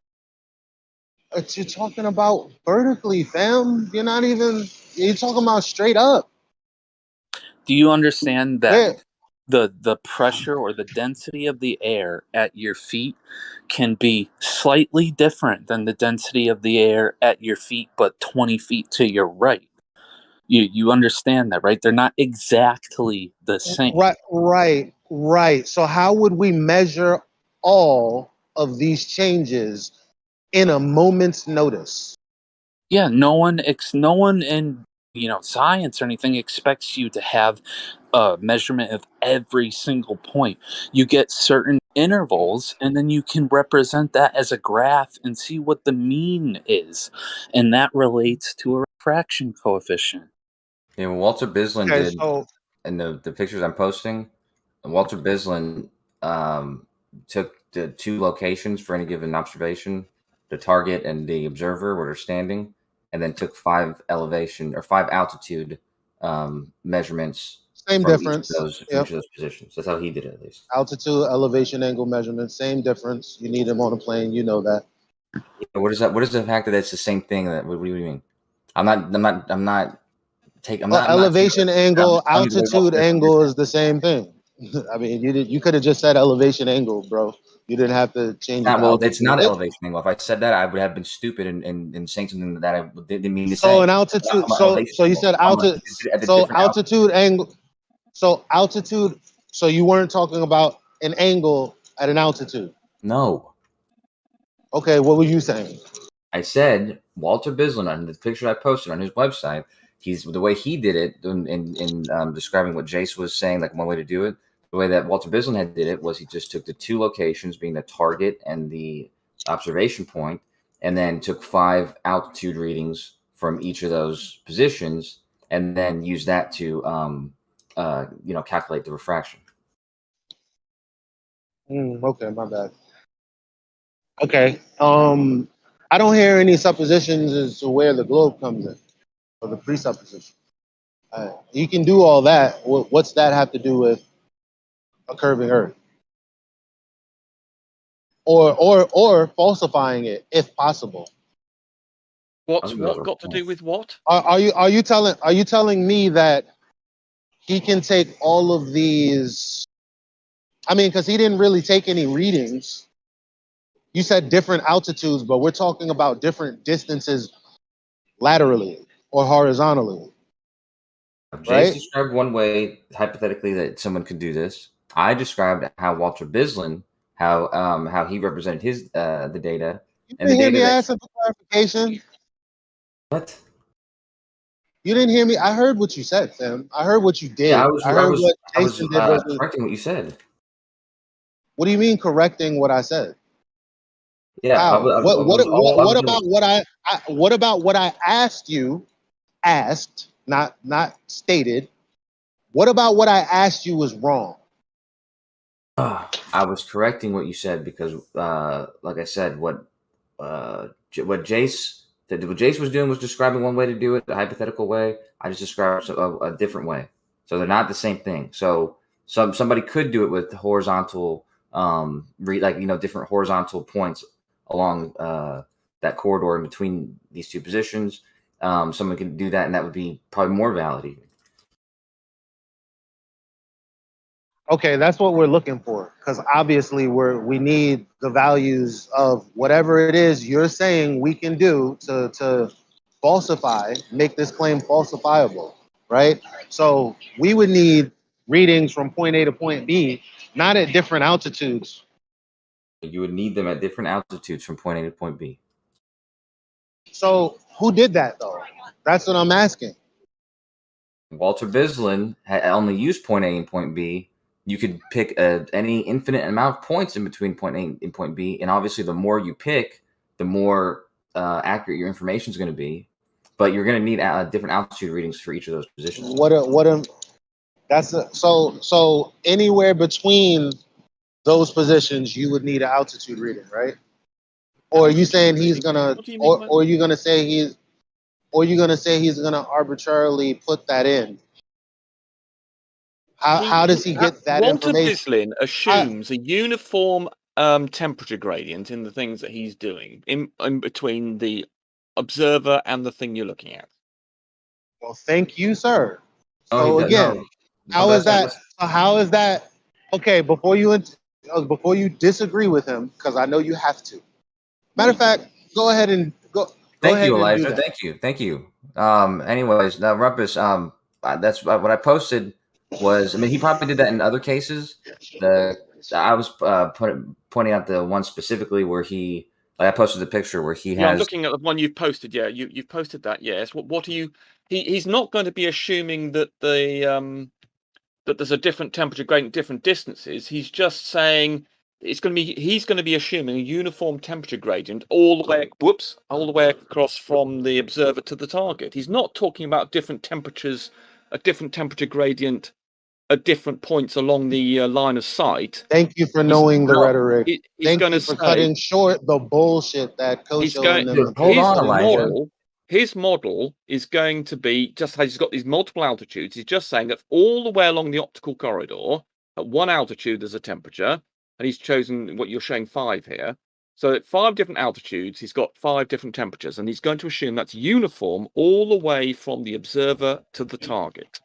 Well, yeah. Well, okay. So what he has though, Rumpus, is that because that's probably true for the in between.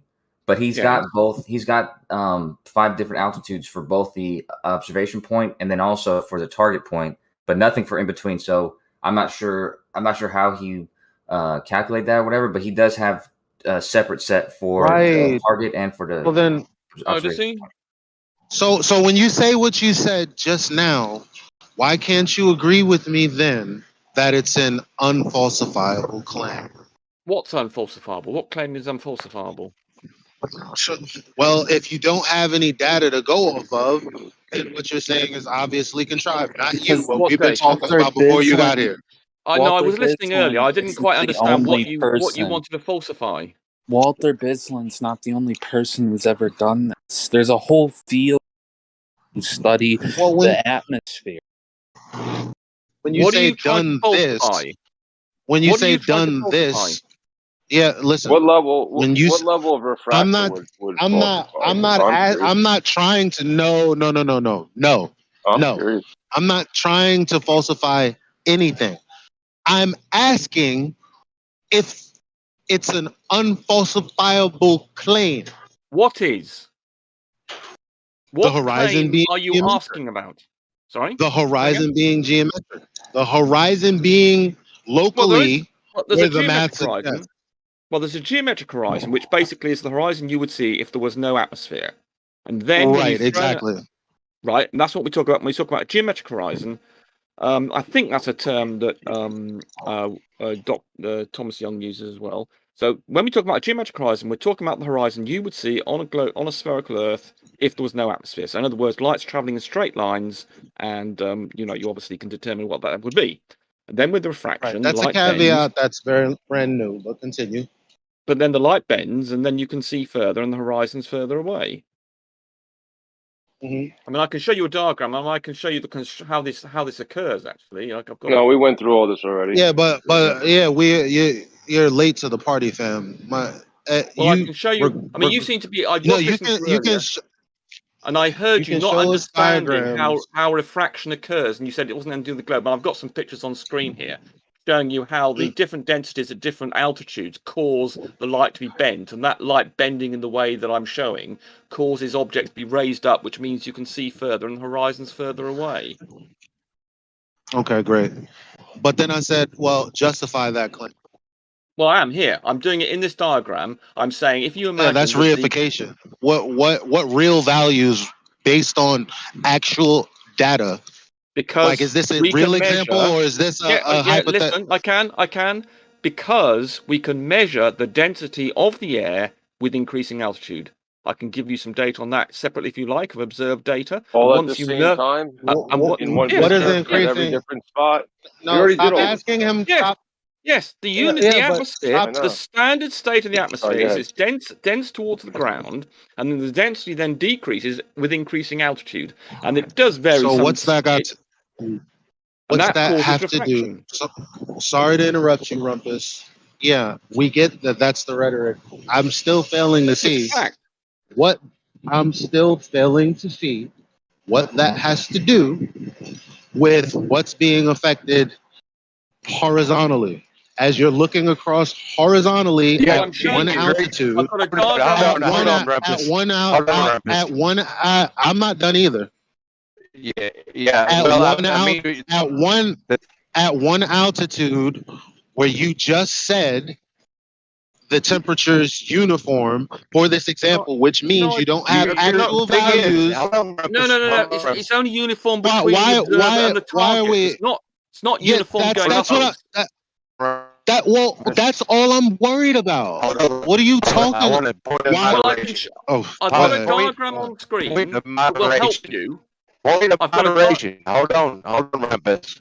Elijah, you're going to have to, when you ask a question and someone attempts to answer you, and then you interject, and then you bring up another point before the question. It's the same point. To allow a rebuttal before you go to the next point. No, it's not.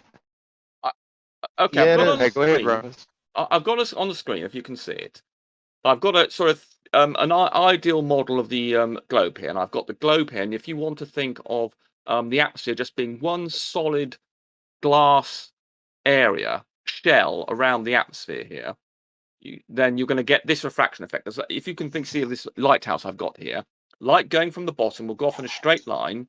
Because it's uniform, it won't bend. And then when it hits the top of the glass shell, it will then bend following Snell's law at this angle. So that's with just one density and a difference in when it goes off into space, and there's one change in the density. But if you imagine there's a layers here, there's behind in 5 layers now. So when this light goes and hits this first layer, it'll bend following Snell's law in this manner here.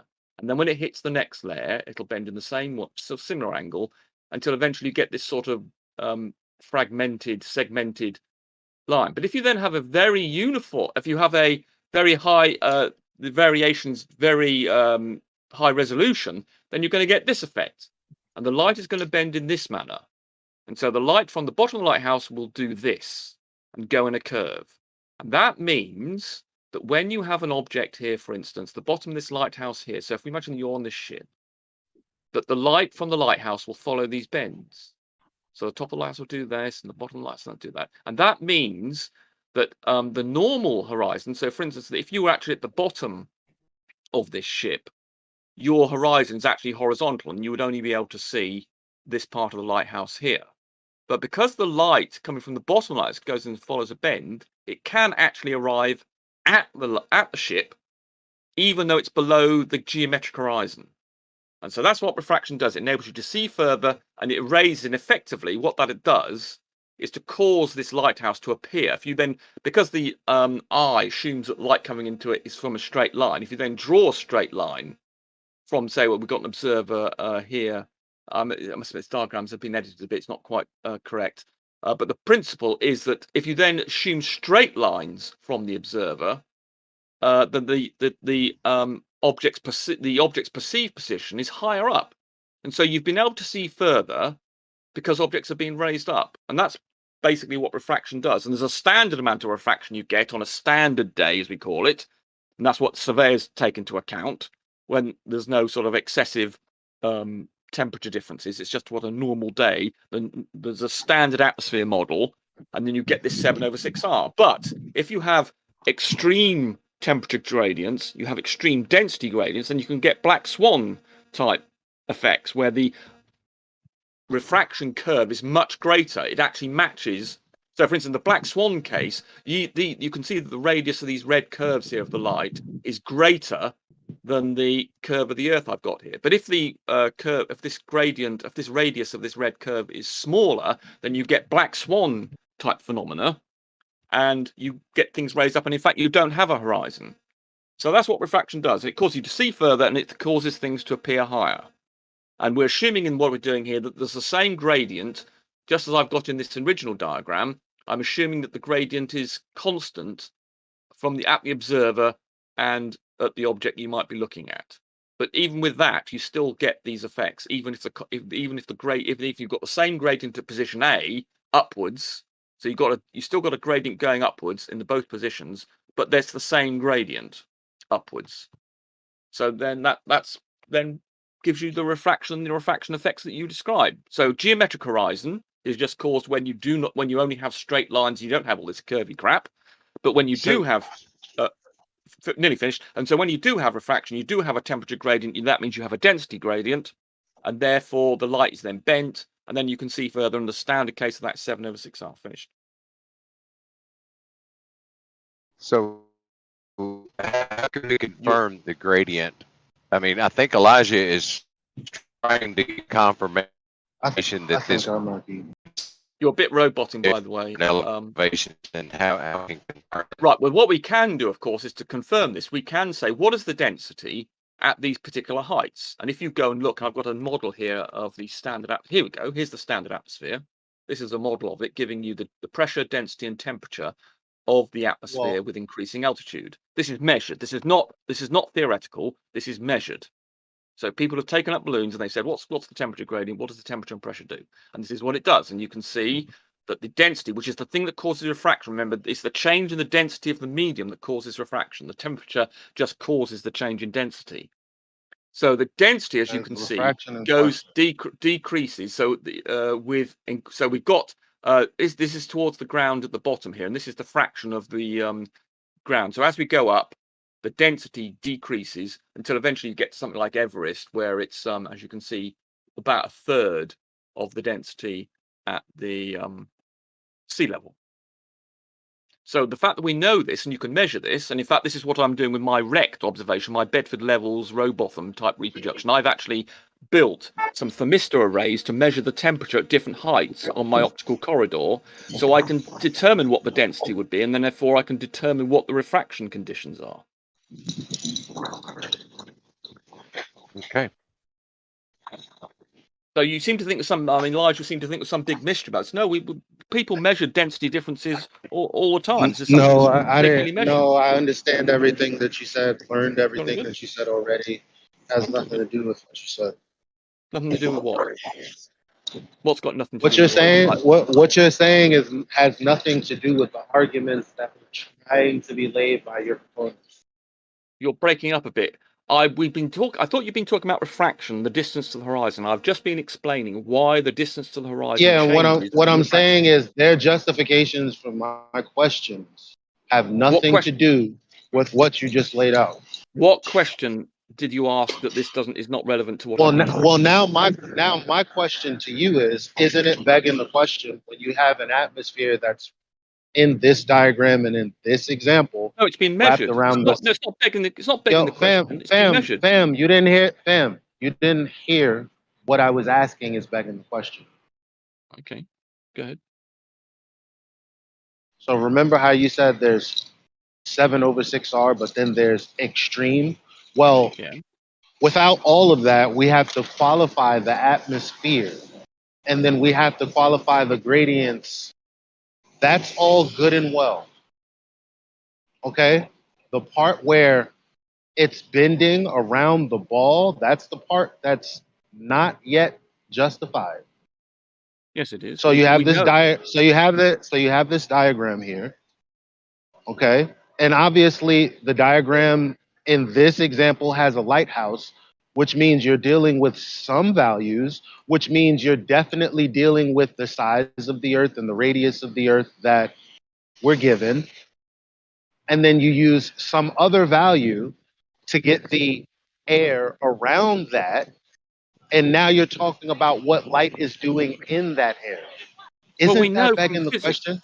No, not at all. Because we know what light does given a particular density gradient. We know that if you have a density gradient of well, I've got something in here. You can, whatever it is, I'm arbitrarily saying, you can say from the density gradient we know exists in the atmosphere. This one here, for instance, is measured.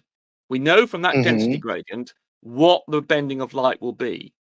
So therefore, when we look at something, we can say there's going to be this begging much the question. refraction. No, it's not. No, it's not. No, yeah, you're denying physics. Then you're saying that we do not have the physics to determine what refraction occurs with certain density gradients. Is that what you're saying? Not really, because with density gradients, we know how much light bends. Maybe I am, or maybe I'm not. But don't tell me I am without letting me respond. Well, you are, because you keep on claiming there's a presumption. But if I am, let me walk into that wall. Don't talk. I don't know what you mean by that. The point is that we know. We can measure what the density of the air is as it goes You upwards. interrupted me to say the same thing that you've already said. Well, no, you didn't understand it then, because you claimed it was a begging the question. It's no, not. I did. I did understand. Therefore, you didn't understand what I said. If you thought it was a begging the question fallacy, then you didn't understand that it's based on real data measuring what the atmosphere does with increasing height. And from that, our knowledge of Snell's law and refraction, we know what bending there will be if we have a particular temperature gradient. So you said that already. Are you going to say it a third time? Well, then, okay, I had to explain. You keep on claiming but it's not begging the question. The fact that you claimed it was begging the question means you didn't understand. You have to let me explain. If we were on a debate stage, right, and you're not listening, and you had material, and I had material, and I started to say I object, and here's why. Do you think it's reasonable to say, no, you can't object? You keep on making the claim I'm begging the question. If you listen to what I'm saying, you would realize that I'm not, because I'm talking about measured density of air. Rumpus, maybe he doesn't. Maybe he needs to understand what the temperature inversion is. I'll just take off my headphones and just talk so that I'm not interrupted. That's why he'll never listen until a moderator decides that. How do you explain the temperature inversion? Because I'm not going to be thrown off by you or anyone else. I do have a response to the 5 minutes that I listened to Rumpus talk. I did listen. But then you accuse me of begging and now the it's my turn to talk.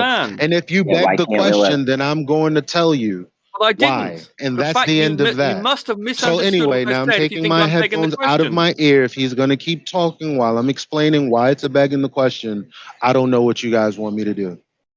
Well, so how am I begging the question if it's based on measured data? He was trying to tell you, you want to let him. Zanuck interrupted. You interrupt. Just let him fucking go, man. What are you guys doing? Who are you talking to?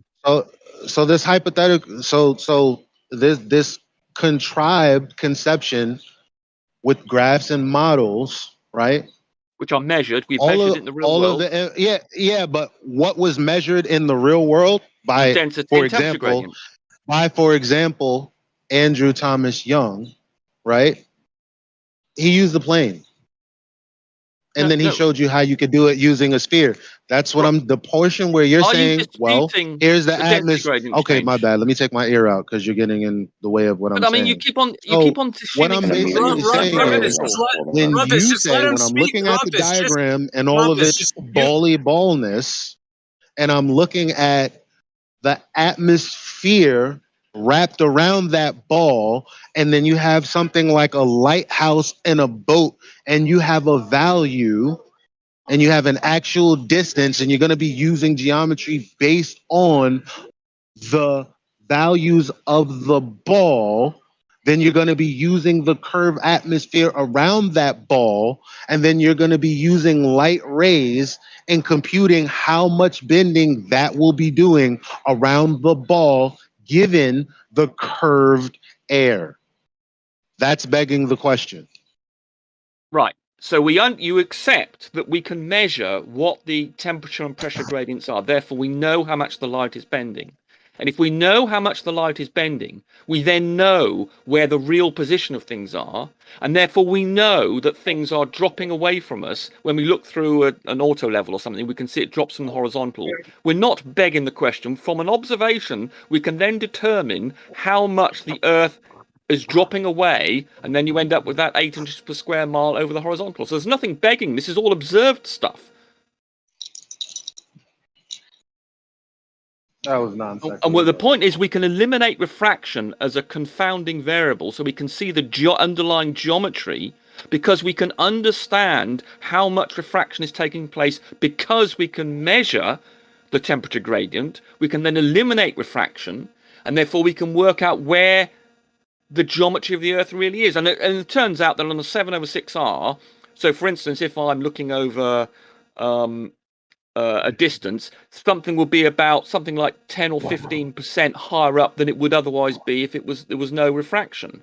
So if you know what the conditions are, you can say, when that lighthouse, when I was showing it as a different position, you can say that's 10 to 15% higher up in the air than it would otherwise be. So then when you put it down and say, right, that's where you can then work out where it really is. You can say, oh, look, it's dropped. It can't obviously be the Earth is flat. I can then use that position to work out the curvature of the Earth and the fact that it's a globe. Sorted. Which is non sequitur from We didn't understand what I said question. Then. It's very simple. Which you can is eliminate not just because. Hold on. Just because something is not related to what you said doesn't mean that I didn't hear what you said. That's ridiculous. So first and foremost, this conversation started with me asking, well, isn't what you guys are suggesting unfalsifiable? No. If you have a geometric horizon, but you never experienced the geometric horizon, so then what does that mean? You mean because we've got a fraction? Okay, yes. So you're right. You can't see the geometric horizon because there are fractions always present. Okay, but what you can do, okay, if you so want then in that sense, it's unfalsifiable. What's unfalsifiable? The fact that the geometric horizon is literally there, even though we can't see it. No, it isn't because we. It doesn't matter how far it is because you can just use your values. Yeah. Unless okay, so give me a mathematical. Hold on, you've not listened to what I've been saying again. We can eliminate the effects of refraction by the knowledge of how refraction works in the density gradients we can meet. Therefore, we did you can do that work for out... the black swan? Well, we didn't have any values. If so, can I see it? No, we didn't have any. So how would some? Right. So how? Can I answer? No, you can't answer because your answer is non sequitur. I'm trying to give you an answer. You asked me a question. Answered the question already. No, I haven't answered the question. Wasn't his answer you didn't let me finish the answer. That just there's because no there's one circumstance, because there's one circumstance, because there's one circumstance where we there are didn't no have variables just for because the there's black one swan, circumstance right? where we didn't have now data. The black swan is a video that's been taken multiple times. Where we didn't have data. Since it was taken multiple times, you have multiple days of observation where we didn't have data. You can't use it to validate or invalidate the observations where we do have the data. Swan, so all you're doing is saying, going to go ahead one and fit your observation methodology where we didn't into have the data, and you're ignoring all the cases where we do have the temperature data and we can eliminate refraction. And all you're saying is because guy made a non-scientific observation and we didn't have the temperature data then, you can't do it. Correct. But we've got other cases like I'm doing my rect observation at Bedford levels where we will have the temperature data and therefore I will know exactly how much bending of light's going on and therefore I can remove it and then say this object that I'm looking over there it's going to be 8 kilometers away. It's going to be 30 feet high, and then I'm going to be able to say, well, due to refraction, assuming it's going to be near standard refraction, nearly there, and I'll be able to say that's 2.5 feet higher than it would be if there was no refraction. And then from that, I can then say, oh, look, where's that canal bending? I can then work out the exact position of that canal, and then I can work out a radius of the Earth. Okay. Coach, not Coach, Jeremy, you still there? And there are many different ways of us establishing as a globe. You don't have to. I'm just. I heard you. Yeah, fam. I'm talking about something else. Yeah. So I want to respond to that. Yeah. So you're gonna have to. You're gonna have to because I'm about to ask him something related to what you just said. Is that a problem? Is that fine? Well, I mean. Well, you're not the moderator here. You don't decide who says what and when. Yeah, but I'm asking a question to someone else about what you just said. So if you could just put a pause on it instead of moving on so that nobody remembers what you just said, what's the point? I just want to address what you just said. Point. There are other ways of us proving the globe. This is not a good way because you have to allow for. I didn't ask about proof of the globe. I didn't ask about proof of the globe. I didn't ask about a proof of the globe, and I don't care what fallacies you committed with this non sequitur example. It was begging the question. Is there a moderator in the house? Yeah, I'm here, Rumpus. You said your point, so just you got to mute for like a minute. His response was that he wanted to ask Jeremy something. He's not finished yet, so just stay muted until he's finished with his response, and then you can respond. Were you listening, Gio? Yeah. Maybe I can ask you then. So when I said what he's saying is non sequitur, right? He said you haven't listened. So then he gave us this entire example of what he's going to be doing to prove that the Earth is a globe and isn't flat. And he said, based on the based on the information that we will get along the canal, with all of the refraction because of the air and all of the tests that we're going to be doing on the air and all of that, temperature right? data. I would have He temperature said, data. yeah. Therefore, he said that this object that he's looking at is going to be lower, and based on how much lower it is, we can determine other things. That's what he said, right? Correct. Now, what the hell does that have to do with validating where the geometric horizon is? Because if you're not talking about that, and if you're saying, well, horizon, that's no. not something we can do. Yeah, exactly. So that's why I'm saying it's non sequitur, buddy. It's not a non sequitur. It's a different subject. If you want to talk about geometric horizon, I'm talking about the drop and the curve of the Earth. Okay, those are two that's different what subjects. the fuck we were talking about. Yeah, but and you I were tried to disputing stop you. refraction. I tried to stop you. Okay, well, It doesn't matter. I've moved the conversation on slightly if we're then. talking about. Yeah, It and I've doesn't moved matter the if we're conversation talking. on slightly because you were disputing the effects of refraction. I was just explaining to No, you I what wasn't. refraction No, I does. Yes, wasn't. you were. No, I wasn't. No, I wasn't. No, I wasn't. Okay, you accept. You don't Okay, even so you know do what I was accept talking refraction. about. So unlike Nathan Oakley, who disputed the existence of refraction 2 years ago, I don't now know seems what to you accept think it. he thinks refraction is. It doesn't matter. Well, he used to call it. Doesn't He matter. called it his hologram. He used to call it. Was it the dog refraction something or other? Well, I don't really care about that. The bottom line is it so was I'm glad non you accept sequitur, resistance and he's admitting that it's non sequitur. And it's like non it's sequitur. crazy, Gio. It's I've crazy, not Gio, made that I would have to argue against outrageous accusation. all of. What He two just things said. have I He linked just together said it that are has non nothing to. sequiturs? Guys, one at a time, guys, please. Well, he's making Well, these random claims. Just I throwing was the word calling you a long time non-sequitur. ago, Jeremy. You just throwing the word non-sequitur. I just mute him. Everything number I one. said follows from everything I've said, so therefore it's not a non Mute sequitur. him, number one. Rumpus, you got to take turns like an adult. Yeah, but you keep on throwing non sequiturs as an argument. Mute him, number one. Well, your brain, stop spouting drivel at us. Jeremy. Let's let Elijah go, Jeremy. and then you can go Jeremy. next, Rumpus, all right? Mute him. You can't make demands. You make demands of the moderators is not going to be interrupt you again. I wasn't here. I don't know what happened. Well, that's going to happen. So when he does, I'll mute him right away, and it'll only be temporary, Rumpus. All right. I got you. Go ahead. Stop telling me what the fuck I can't tell the moderator. If I go to a fucking store where there's a bank teller, I'm gonna ask them or request from them, sir. Now, make a point instead of just okay. waffling Yeah, on. I mean, yeah. Get away from that and go on to make your point. Thank you. Okay. Now, from the beginning, I said what you guys were talking about is non sequitur. Said that multiple times. Rumpus came in and I said, well, what you're saying is non sequitur. Then he tried to argue me down just like he did just now. Please define what two things are not related by non sequitur relationships. Rumpus, you're just interrupting him, dude. You Just a gotta let him clarification. speak until he's finished speaking. I just want to know what he thinks is a non sequitur. Just temporarily. I got you. Go ahead. Just temporary, Rumpus. Don't go. So I was talking about the geometric horizon. He was talking about a non sequitur point. The end.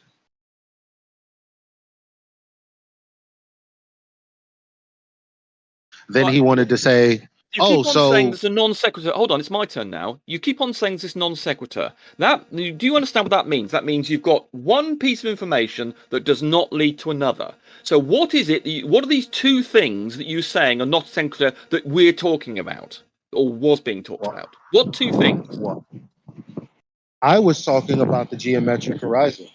Right. So what is a non sequitur? So right. Were so what's you a non talking sequitur? about the? Hold on. Were you talking about the You've now geometric repeated horizon? non sequitur about 10 times. That means you've got someone's made a point, and you're saying that some subsequent point does not follow from the original point. What are these two things that you claiming are non sequiturs? One of them is clearly the geometric horizon. What is the other thing that you think's linked to that someone's been saying X implies Y, and you're saying no, X does not imply Y? What are these two things that you're saying do not imply, one does not imply the other? You don't know what a non sequitur is, do you? Just I that missed as a word lot of phrase. it. I don't really remember. I missed. Yeah, you have no idea what you're talking about. You just think throwing in the word non sequitur periodically is an argument, and it's not. You don't understand what it means. It'd be more fair to let him respond rather than just assuming. If you Well, I ask left the gap. I left the gap. I left the gap and All didn't answer. presumably because he's thinking, "Oh my god, I've been screwed." Well, he may be doing something for a second. I mean, relax. Give him a chance to respond. Yeah. All right. Okay. Relax, Rumpus. Relax, bro. And maybe his connection dropped or something. So. I suspect he's only just realised he doesn't know what non sequitur means. I mean, he's been throwing it around repeatedly as his main primary argument, and he's not actually described what is a non sequitur. Well, what did you bring up when he said the horizon's not geometric? Yeah, he probably dropped. He's all over. I agreed with him. The geometric horizon, everybody agrees what the geometric horizon is. It's the horizon you would see if there was no refraction. So I don't know. How is that contentious? I don't understand what he thinks. Yeah, this is just Glober's most famed tactic is to just obfuscate from the scrutiny that I'm not should be on the. Yo, Jeremy, I told you to mute him, fam. You're gonna get a fucked up room forever. Oh, okay, but you can fucking mute him when I'm talking.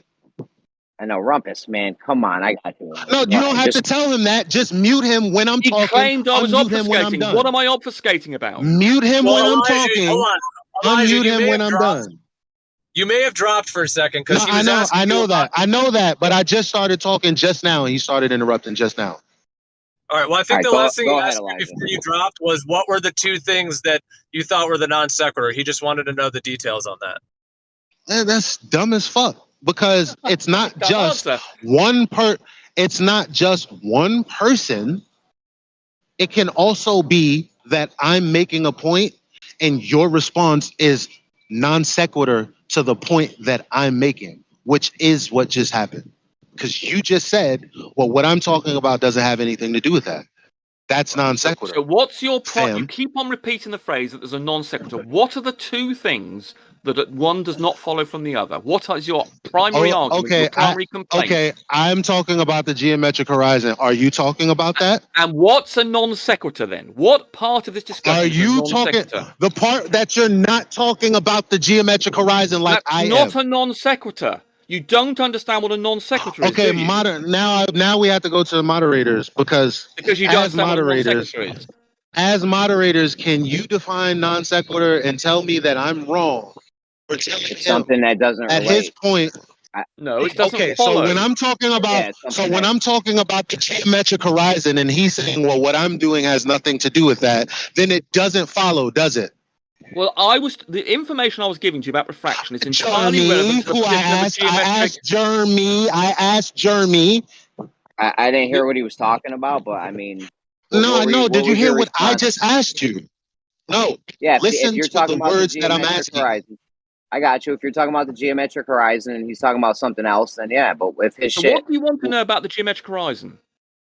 I don't want to know shit now, bro. There we go. Because you're just incoherent and you're just all over the place, flailing all like he's doing is talking. Yeah.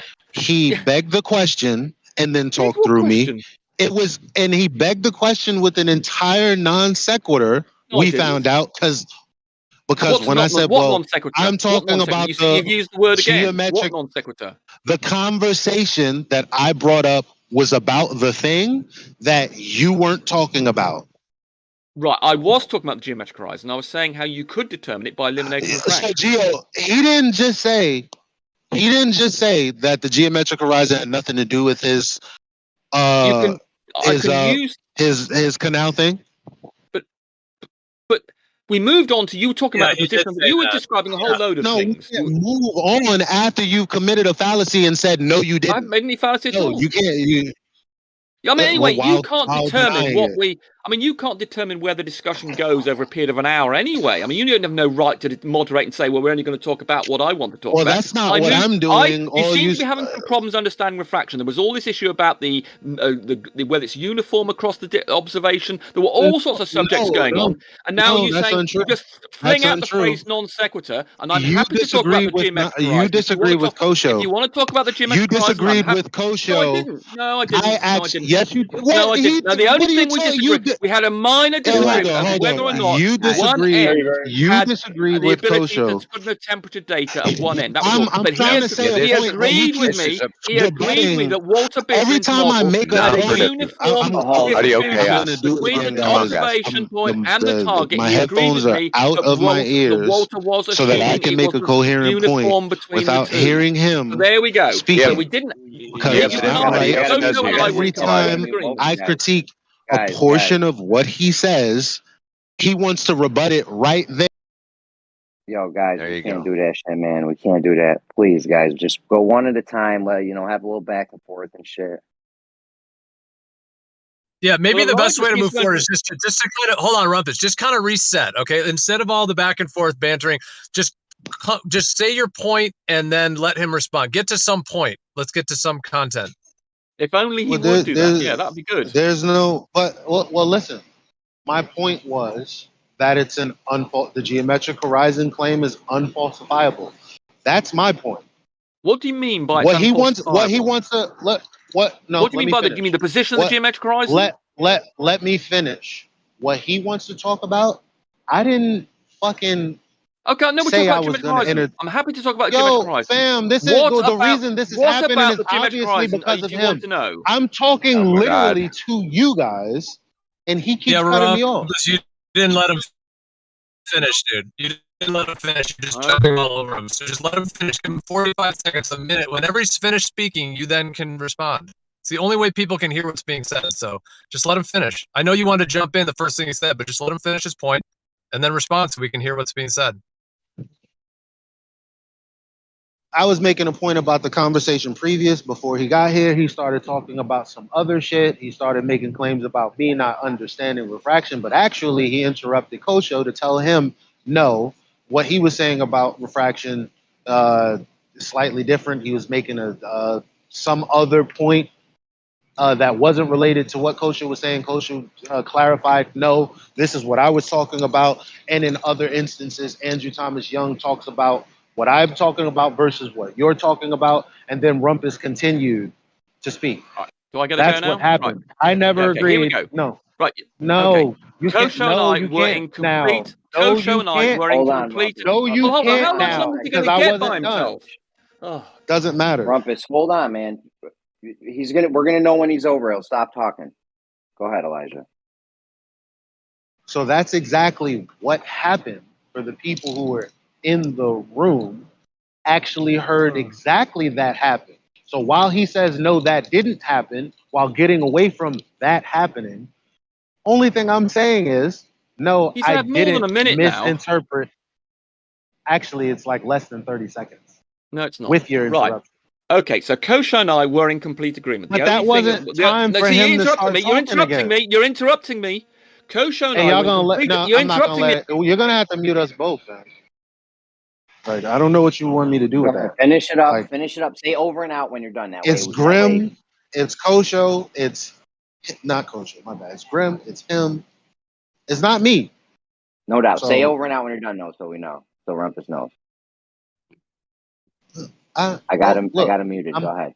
I'm responding to the refraction thing because he keeps saying that I didn't understand it. Well, when he came in, he heard Kosho talking about it, and he had difference from what Kosho said. Had nothing to do with, he didn't even know what I was trying to say. And then when I said I was talking about the geometric horizon, he said, oh, I wasn't talking about that. Geo confirms, yes, that's exactly what he said. So now, moving forward, I didn't agree to have a conversation about whatever the fuck he's talking about, as it has nothing to do with the reason I started talking in the first place. Right, let's hope people shut up for 60 seconds or more.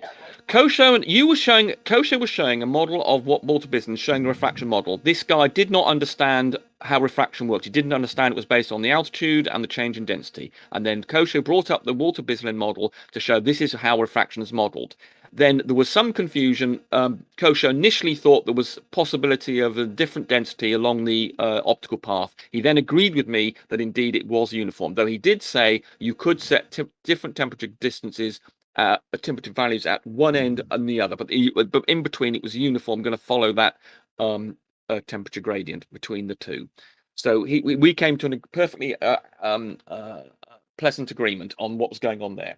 And you were discussing how refraction worked, and you didn't seem to understand it. So I explained how it works and how. I mean, you were disputing. You couldn't understand. For instance, you were discussing how things are being rising up, and how you could see further, and you didn't understand any of Kosho's explanations. So I was dealing with those explanations. I was explaining to you why the horizon was further away, and I was explaining to you why things rise up. And that was part of the conversation you were having. Now, if you want to talk about geometric horizon, that's fine, but that's a pure geometric thing which you can do without refraction. So what's the problem? You seem to say there's it's a non sequitur. What's the hell? That we can give you a formula for the geometric horizon that would exist. Now you can't visually see it if that's your issue, but we can then, using the techniques that I was describing about modeling refraction, you can determine where the geometric horizon is by eliminating the effects of refraction. So it's entirely relevant to the geometric horizon. If you can eliminate refraction, you can determine the position of the geometric horizon and therefore do calculations on the radius of the Earth. And my observation, I was talking about Bedford levels, the Robotham repeat thing, is effectively going to do the same thing, where I'm going to eliminate the effects of refraction, and therefore I can see how much drops occurred at over 8 kilometers, and from that I will be able to determine the radius of the Earth. Finished. Okay. So people have heard what I said. People have heard what he said. Now, I didn't dispute or challenge anything that he said he was going to do in relation to his test or his observations or the measurements that he'll be taking. Didn't refute anything about it. The only thing that I do want to talk about is the total misrepresentation of me in his explanation. As first of all, I argued against saying anything about further. That I literally said I didn't say shit about further, Kosho. And the first thing this guy says is he was talking about how he can't see further. He's talking about how he doesn't understand that you can see things at the higher altitude and the density gradients. And I never argued any of that. Your point was that your point was the geometric horizon is unfalsifiable, right? So then when he said, yes. So then when he said, well, I can do, so when he said I can do my tests and eliminate refraction and get the geometric horizon from that, I said, so then how does that make it falsifiable? Is all I said. But right, he didn't hear me say anything that he said about refraction. First of all, the other guy. Are you just going to give a recount of what we've been doing for the last half an hour? Or are you going to make a point? The other guy, well, he just did. So first of all, the other guy. Are you just going to recount what we've been listening to for the last half an hour? Or are you actually going to make a point? First of all, the other guy. It was actually going pretty smooth until he started doing this again. And it's going to happen every time he starts doing this. Well, I am going to talk. Like the end. I'm going to talk. So basically, where was I? I'd like to get again, all of the stuff when he was talking about refraction, the other guy on you guys' side, right, was talking about refraction, and then I'm like, no, your example is non sequitur, and I know it is because Kosho described to me what the refraction actually is, which has nothing to do with 7/6R or the geometric horizon, and that's how that conversation started. Now, to get you guys to remember that point of the conversation, when I said, Kosho, remember 2 years ago when we were talking about the horizon, and you were saying, well, actually, the light is bending from beyond the point that you can see and come into your eye. And I said, oh, that has nothing to do with 7/6R or the radius of the Earth. He agreed.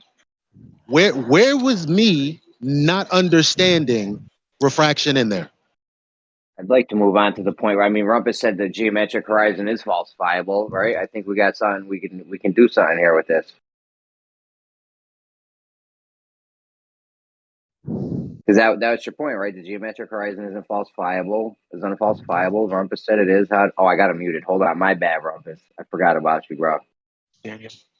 I mean, Eli just seems to want to talk endlessly about what he said half an hour ago instead of actually talking about the issues. Oh, it's absolutely incredibly tedious for everyone else. We're not interested in what you said half an hour ago, Eli. What we're interested about is talking about the issue at hand. We don't care about your fallacious account of what you did or did not say. We're not interested. We're not interested about what you think you said. We're interested about the discussion. You just did the you're same making the claim, thing, but you lied though. Yeah, I didn't lie at all. No, because I didn't make a claim. Well, you're just spouting incoherent gibberish. Who knows what you mean by what you're saying? How the geometric horizon is falsifiable. Yeah, what does that mean? It's falsifiable. You say it's in a certain spot. You say it's in a certain spot. How do we falsify that? Right. So in other words, if we make a claim where the geometric horizon is, then you're the way we would do it is I falsify that claim. Yeah. Well, you say that you come up with the physics. If we say that this is based upon the physics, that's it for me, bitch. So if we say sorry, this guys. is oh how, God, yeah, I mean, he's just couldn't help moron, it. Sorry, you're just a moron. Couldn't help it. You're an ill-mannered moron. Let's not do that. So we can say we know that understand the laws of physics. We know what they are. So therefore, we know how light will bend. So we can say, well, what we can do is we can say, given these temperature conditions and density conditions, this is where what we should be able to see. If we can see something different, then that would falsify our model of the curvature of the Earth, the radius of the Earth, and the refraction. So we can do it. So if we, for instance, in the Black Swan case, we knew what the refraction conditions were, if someone had taken measurements on that day, we could then say, right, we therefore expect this position to be there, that there, and these things should be there. And then when we do that does not agree with the model of the Earth, then you could say, aha, therefore you've got a problem. But because we can, whenever we do these refraction conditions, we actually measure the things, we end up back to the radius of the Earth. So that would be falsifiable. If you knew what the conditions were and you did the refraction calculations and you ended up with the radius of the Earth that does not match what the globe model says, then you've just falsified what we would say the geometric horizon would be. You want to take this, Elijah? Or? Well, the only thing that I want to say uninterrupted is that on one hand, you have this uniform temperature, right? But I'm trying to figure out. Right. I will, like, you see, when I'm getting to the point. Yeah, well, you heard what he said to me. He was being a wanker to me. Well, you had already said you. Yeah, but he was already talking about. Come on.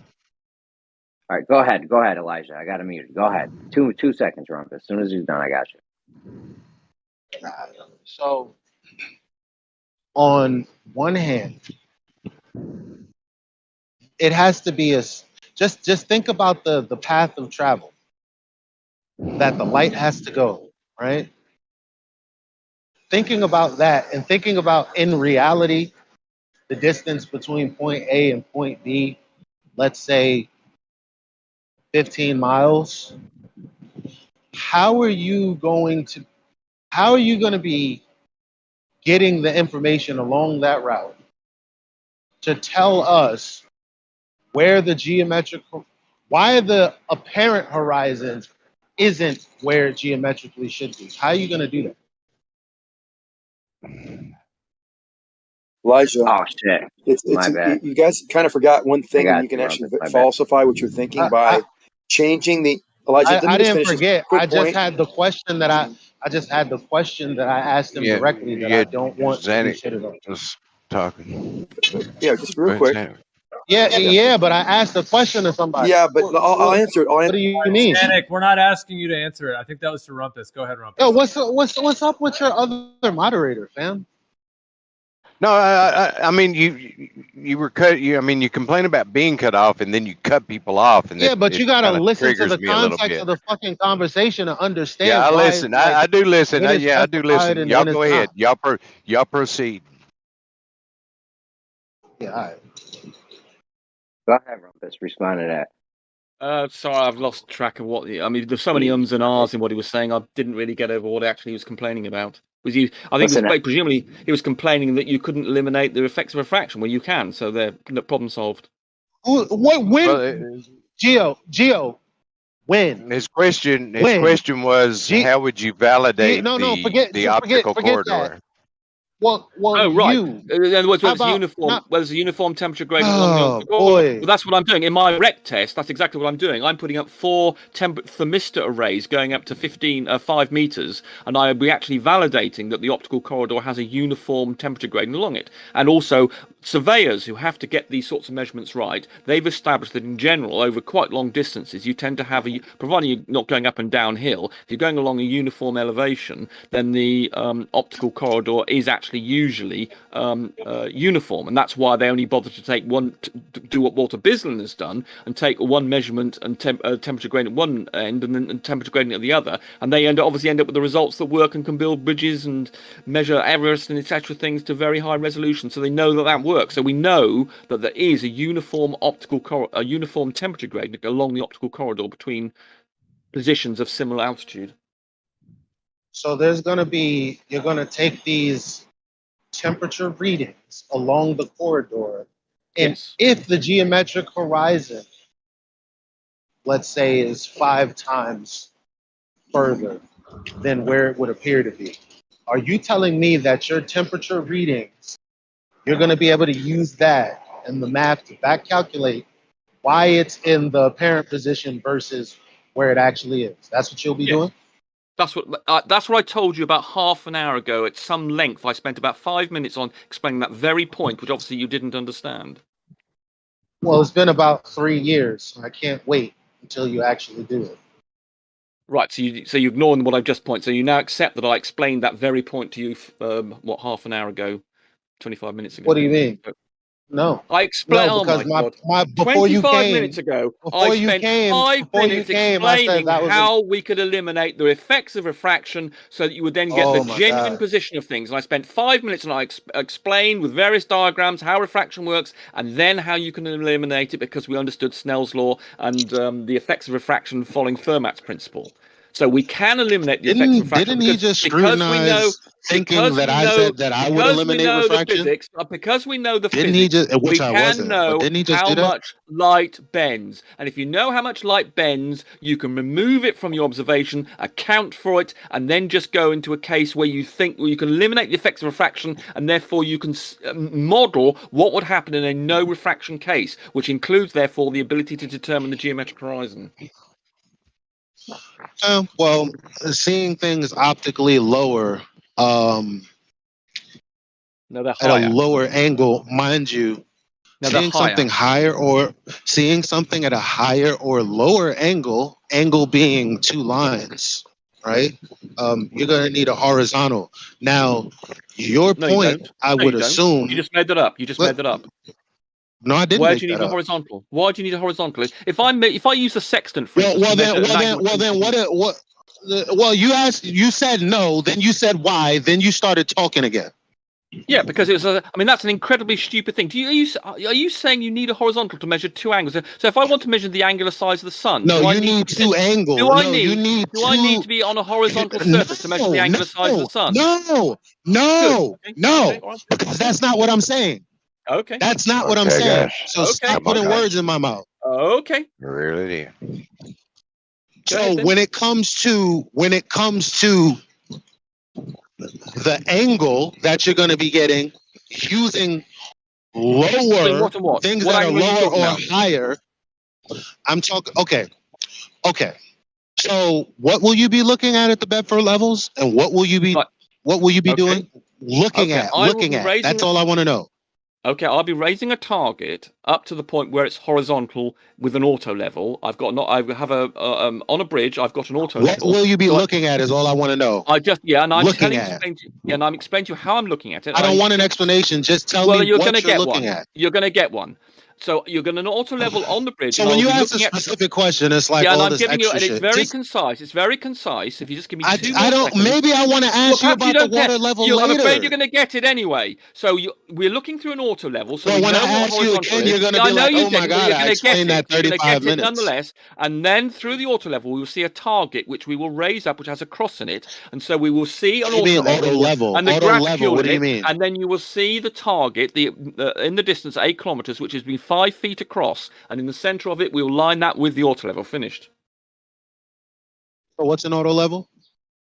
Oh my God! It's something that gives you a horizontal at any point. It's effectively like a plumb bob with a mounted on a lens, effectively, so that it show whatever you're looking through. It then draws a graticule through the lens, and so you can see what's horizontal at your point. Okay, so you're going to be judging the image based off of this horizontal and the water level.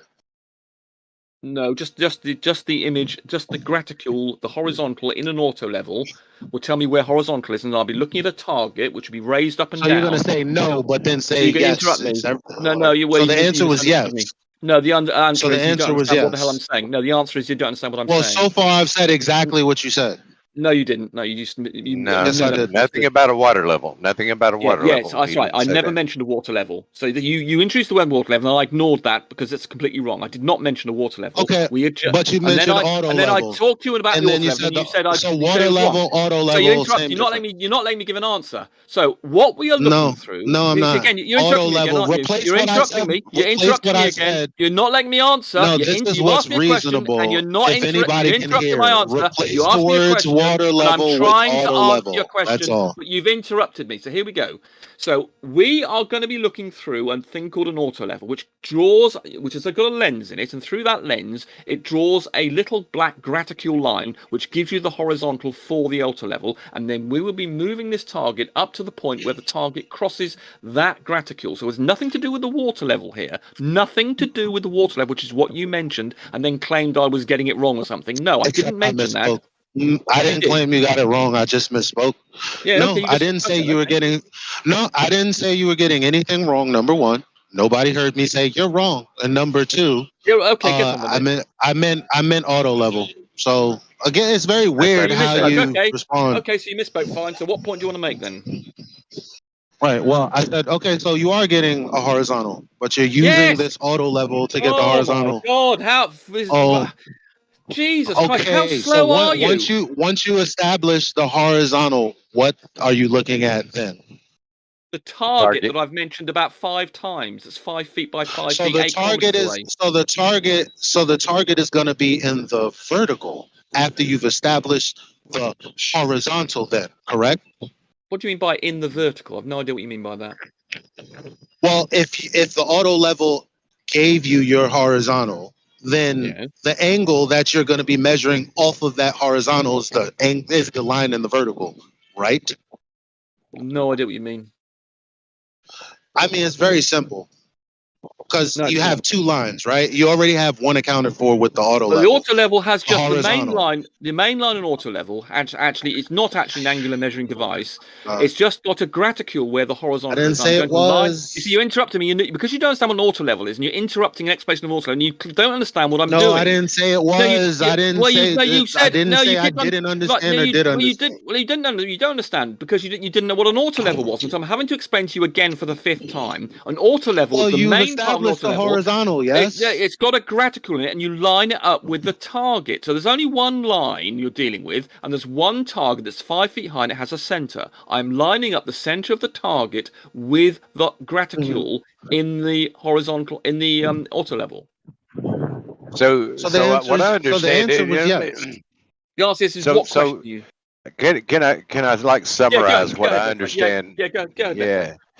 So you're going to set up an auto level at some elevation above the surface of the water, and off in the distance you're going to set up a target at whatever 6 miles or something, and then you're going to shoot that horizontal reference out to that target, and then you're going to measure where that target is in reference to the water surface at that position, and that will indicate drop or level or whatever. Yeah, drop. You got it right. Yeah, in the amount I've had to raise it up above the level of the auto level was on the bridge. The amount that I've had to raise it up extra is about 17 feet, and indeed that is the level of the amount of drop that occurs over the 8 kilometers or 6 mile distance. So you got it absolutely right, Left Lane. Yeah, so I don't understand what the banter is. It's like it's going nowhere. Well, he doesn't understand what an auto level is, did he? He didn't know. He had no idea what was going on. Left Lane, everything that you said, I would have said too. But just arguing. Every time I think if I were to say what he said, he would argue it, even though I didn't mischaracterize anything he said so far. But But something you happened. said it, and you're like, and you Your said it. mic's real muffled. Oh, is that better? Yeah. We could hardly hear you, but now I think it's better. So basically, I was saying that he was saying what you said he was saying, God. except he Here we agreed go. with you. He said what's saying 5 seconds. That's all you like doing. You don't like actually talking about the issue. You much prefer to talk about what happened I'm not 2 minutes there. ago. What's the issue? First thing I said was I'm not even arguing with your methodology because it has nothing to do with what I was talking about. That's the first thing I said. So I didn't critique you. All I did was say, okay, fine. You asked me a question about it, and then you didn't understand what I was saying because you asked a question about horizontal. No, I didn't. Oh God, No, I never didn't. mind then. Well, let's forget that. That's what you did with the asked me a auto question level. about this. Yeah, you asked me a question about this test. You initiated revisiting And you the kept rect thing. interrupting, but if you didn't interrupt, I would Because have you said said you didn't know exactly what an Left auto level Lane was, and I said. had to explain to you what an auto level was because you didn't know No, what I it was. didn't say I didn't know what it was. I was Yes, you just did. asking you what it You was. said, "What I is an said, auto what level?" is it? That doesn't mean I don't know what it is. Oh, I see. It was a test, was it? No. Well, number What was one, it? we So have why does people. someone say what is an auto level? They're either A, testing the person they're talking to, or they don't know what it is. Which one was it? Demonstrable obfuscation, and he's very good at it. He does it all the time. He doesn't want to point. He doesn't want to talk about the things that you're making because points I on. wanted. He No, wants to because I distract you want. with the comment. Oh, I'm sorry. Am I interrupting you too? You poor little bitch. Well, you're just commenting on shit you don't understand. Anyway, so my point in having him say that was because when he said you don't need a horizontal, that's exactly what the auto level. Oh, right. Oh, okay. Yes. Whoa. Okay, I did say that. Yes. Okay. So what you mean? Okay. Yeah. But you implying a horizontal baseline or something? Okay. Yes, you need a horizontal. No, I didn't say that. I didn't say that. Okay, you're true. You didn't say that. Okay, I may have misinterpreted what you said.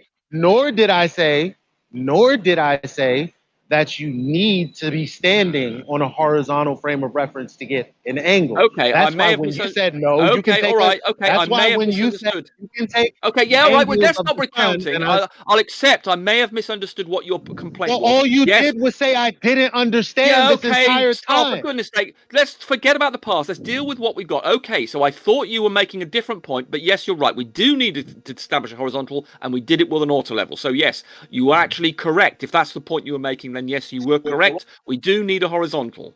Yeah, it just shows how it's always best to. I was just asking you what you were doing, fam. Like we can't even be friends. To be honest, I literally wasn't arguing with you. Okay, fine. When we first started, I was trying to tell you what they were talking about versus what I was talking about. But all you kept doing this entire time was interrupt me, create a bad atmosphere. Well, if you didn't spend so much time saying what we said and then just got on with the new point, I believe if you misunderstand someone, you just forget it, chuck the whole thing, and then you just get on with the new understanding you've got. There's no point in reviewing who said what when 5 minutes ago. You just get on with the new position and discuss the issues. There's no point. You said you were doing something, and I was like, "Well, great, get to it," because you've been on this for a while now. Yes, I have. Thank you very much. He did the same thing to me, Rumpus, about my example to him about disappearing objects in the foreground due to a focusing problem, and I demonstrated it with a flat speaker and a battery, and I put the lens down towards the level of the top of the speaker, and then I pushed the battery back, and when it was out of focus, the battery seemed to just disappear and melt into the bottom, and I refocus it, and there the battery comes right back up to the surface again. And that somehow was a non sequitur, and it clearly explained one of the issues he was having with his example. And so this is how it goes. If you give him an example of something that actually nails his little ass to the board, he's going to call it a non sequitur and then disturb the room in such a way where everybody, appeals to him for some reason in this room. And then you've got it's your problem. You've been the distraction, and you're the one obfuscating, and you're the one not on point somehow. Or it's recorded. You really ought to stop saying non-sequitur. Thank you, though, for not interrupting me, guys. That was the first time in a long time. Mm-hmm. Yeah, Lodge, you need to stop saying non sequitur. Right. If something's a non sequitur, make the point about where the flaw is and the reasoning. Or you both committed non sequiturs. and it's recorded, so everyone can hear exactly. Oh dear, you clearly didn't understand what non sequitur meant. You've clearly learned from Oakley that that's what you say when you don't have an argument. You just simply throw a non sequitur phrase around. I don't do. You say what you do is you say this point doesn't lead to that point. Actually, and then it's much now clearer that you've rather made than the just claim, saying you've done that. You've levied the claim against me. I'm gonna talk. I'm not gonna. You're not gonna. What you doing in this, that, and the third for the next 20 minutes? So, no. Oh Jesus, here we go. Got I 5 made minutes of you counting from what you've done comment, 5 minutes ago. Right. So when I made the comment, I was expecting someone We're not to interested respond in your account of with what happened something 5 minutes related ago. to what I commented clear. on. He doesn't even remember what he said 5 Neither minutes of ago, you and sometimes did, even 2 minutes and ago. that's why it's a non sequitur. Yeah. At best, it's a All of red sudden, herring. yeah, make up your own story, dude. Re-editorialize the Jesus whole damn thing, Christ. dude. I don't care. You never seem to be interested in dealing with the issues and then moving on from this. There's some confusion like there was over the horizontal, which I accept. I now think you probably were making a valid point. Then we just move on and then deal with the issue instead of trying to worry about who said what, when, and 5 minutes ago, 10 minutes ago. There's no issue, though. There's no issue. The issue was... Okay, great. We're agreed. Fantastic. The issue was the geometric horizon is unfalsifiable. You guys haven't justified... Okay, you haven't justified how it's not. And but the subject was much more than that. You were talking about all sorts of refraction issues with Walter Bislin models. No, I wasn't. No, I didn't bring up Walter Bislin. I wasn't really talking about it. I know you didn't, but then you engaged with that discussion, and there were I did, and I didn't say anything about not understanding it. I didn't say anything about it not working in the rhetoric that you guys use. I didn't go against it. I didn't argue against it, not one time. But that's what you keep arguing with me about, as if I was. Which makes no fucking sense. Well, I'm not going to. Well, I'm not going to bother to try and investigate what happened half an hour ago. Let's just deal with the issue, the complaint you've got, or the contentious point now. But you're now saying you agree with everything I said. Okay, fine. Okay, brilliant. Well, the contention is the same. I've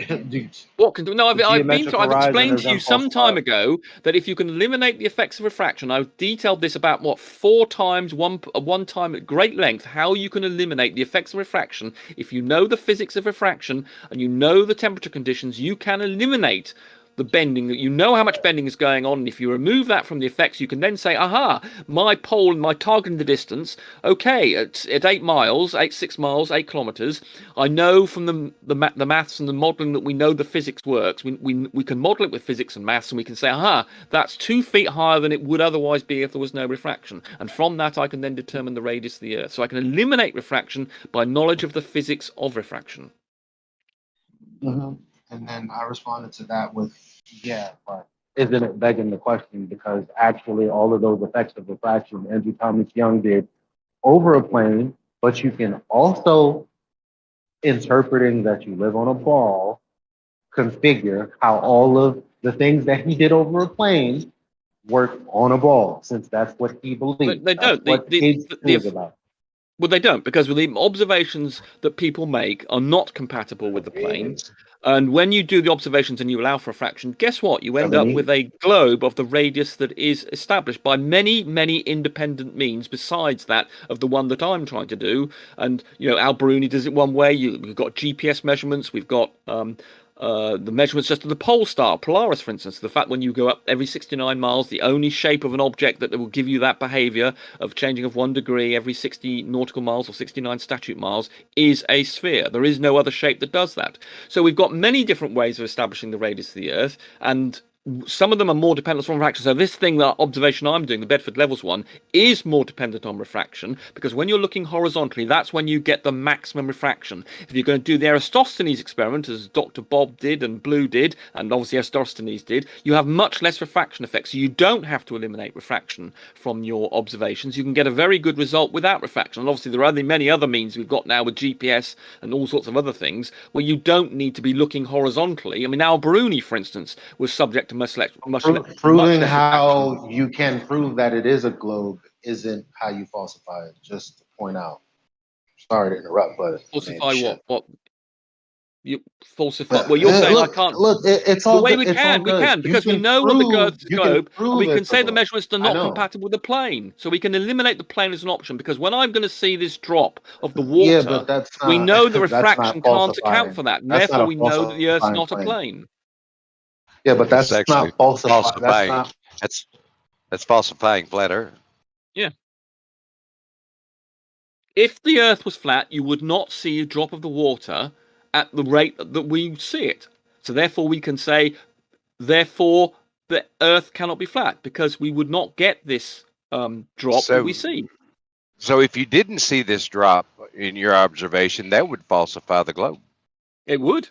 And that's why I've promised Brian Mabbott that I'll jump off if I don't see this drop. I will jump off the canal, and he's going to be there to check on me. And he's going to be able to look through the auto level as well, so he'll see this drop for himself. So naturally, we're going to start two. What the hell was that? Why is Zanuck muted, by the way? Yeah, I just unmuted him, and he has some loud background noise, so that's why. They have no reason to rush that response. They can wait. Yeah, some Zanuck. Yeah, he's been on mute for so long for no real reason, and he's obviously not realised he can speak again. I have to say, Elijah, although I may have muted him, I can't even remember why. Yeah, I mean, you're actually one of the less bad flat earthers. Actually, at least you do seem to be able to put a sentence together, and you do at least seem to have some semblance of logical processing. Who are you talking to? I'm talking to. Oh, he's gone, is he? No, I was actually complimenting on being not a moron. Oh, well, I'll fuck you up right now. What's up? What you got?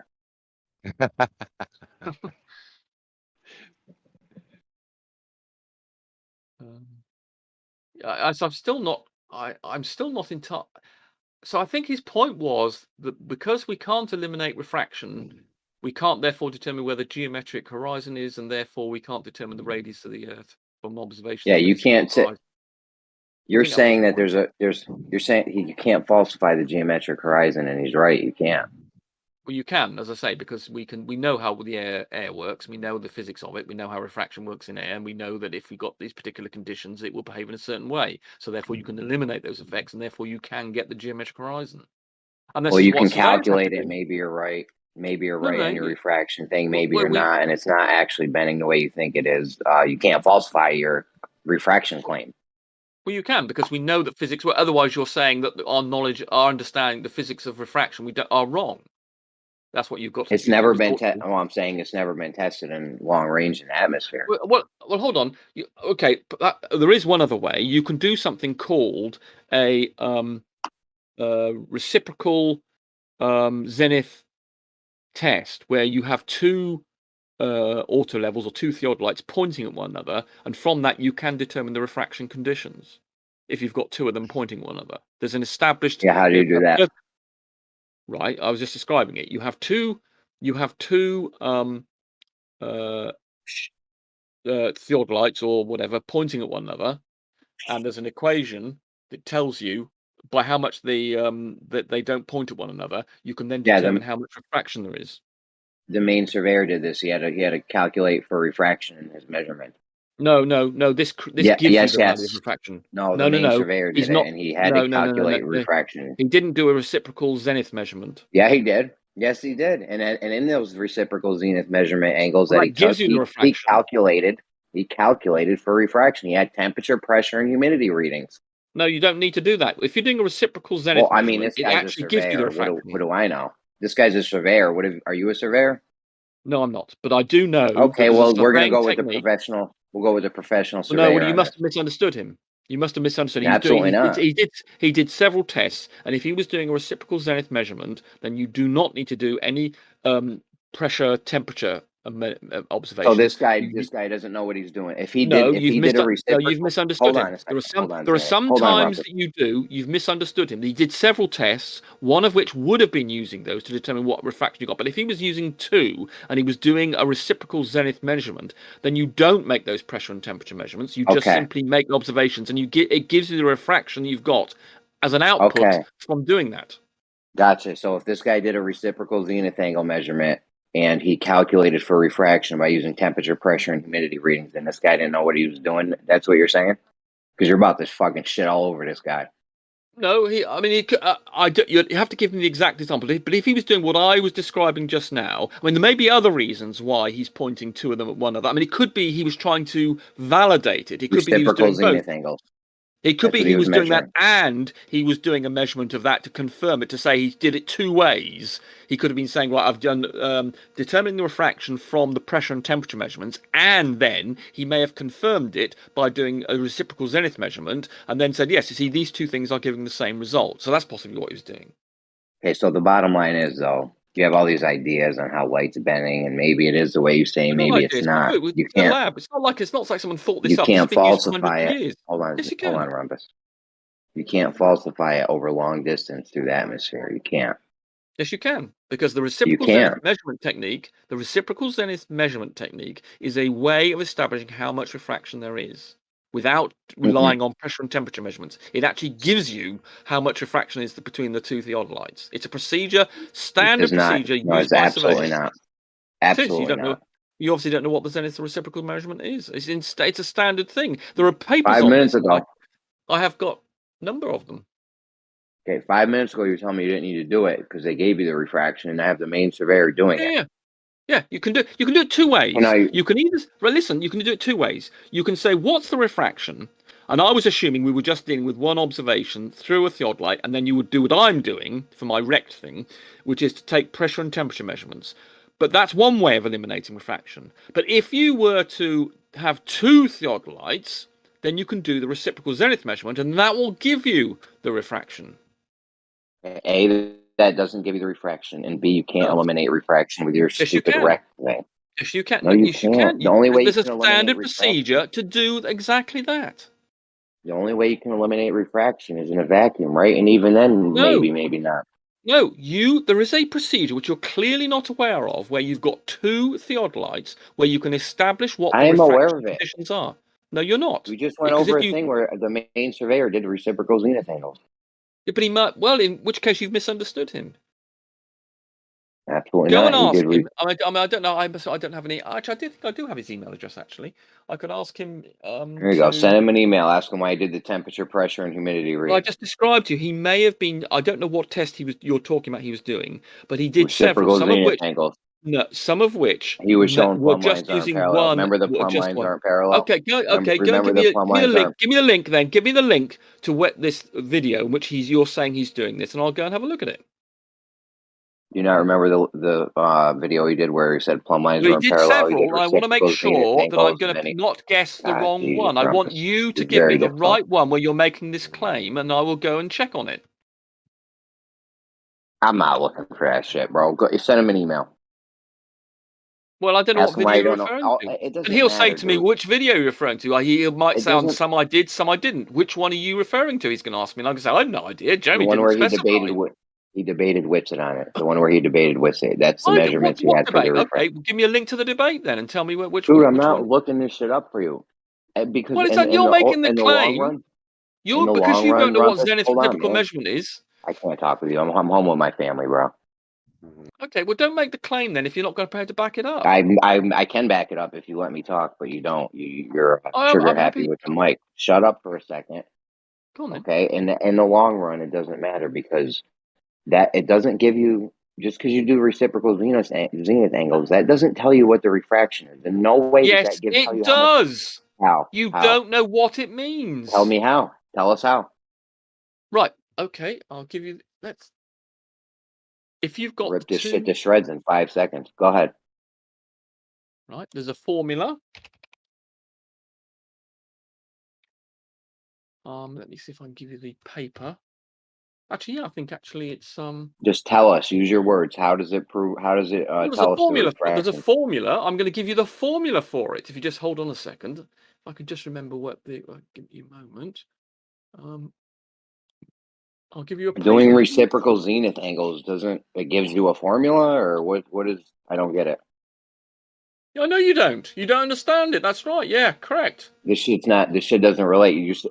the reciprocal zenith angle is supposed to tell you how much the light's bending. If you have to plug in a formula, that tells you how much the light's bending. No, based on the results of the observation you make using the theodolites, there is a formula to then get the refraction conditions by how much you're not pointing at one another. So the formula gives it to you. From the observations, you don't have to make any pressure or temperature observations. You derive it from the angles that the theodolites are pointing at one another. That then gives you the refraction conditions. Everything's got a formula. No, because Jeremy. you would have to know before you could do that, you would have to know the actual position of the object to know how much the refraction. Right, you need to know the distance between the theodolites and the altitude, and from that and the angles the two theodolites use to one another, you then can get the refraction. Do you know how many presuppositions are built into this shit? What you're disputing that you can work out what your altitude is? Are you in the distance between 2 points? I'm disputing. How did you make the horizontal to know that they were at the same horizontal? Because you know they're because actually I'm not even sure you do need to be at the same altitude. Actually, you're saying we don't know how to work out what our altitude is. Is that what you're now saying? I'm saying if you don't have the refraction thing, how do you know these things are horizontal? If you need to have them horizontal to get the refraction. Well, if you know they're at the same altitude, I think this is like a circle jerk. No, it's not. You just don't understand what I'm saying. I did not say you need to. There's nothing. Circular reasoning. No, it isn't. You're just making it up. You're just saying that because you don't understand what I'm saying. I just told you how. You're telling me that this gives you the refraction. No, it's not. You're saying you don't. You're saying that you don't understand how two things can be at the same altitude. Yeah, you are. You're saying you don't know how you can set up two theodolites at the same altitude. What your claim is. That's just outrageous. I'll give you the paper. You have to have the two theodolite. Will you shut up, man? Well, I don't. I'm not sure about that. I'm home with my whole family. You know what? I'm just going to mute you. I don't know why I didn't think of that. There you go. I muted you. So, if you need to have these things horizontal to each other to get the refraction, but you can't put them horizontal to each other because you're doing it visually, and you'd have to know the refraction before you did it. This is circular reasoning.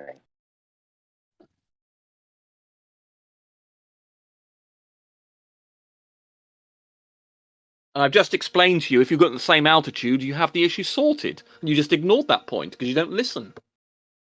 So the same altitude is horizontal? Welcome to Flat Earth. Well, I didn't say you need to be horizontal with another. I said you have to be the same altitude. And you decided that meant horizontal. Let me just get... Okay, so you put them at the same altitude. And now what? Now you know the actual... Now you know the actual position. I'm just about to remind myself. You cannot let me finish this sentence. It's unbelievable. I can't deal with you. Have fun with somebody else, Rumpus. I'm home with my family and shit.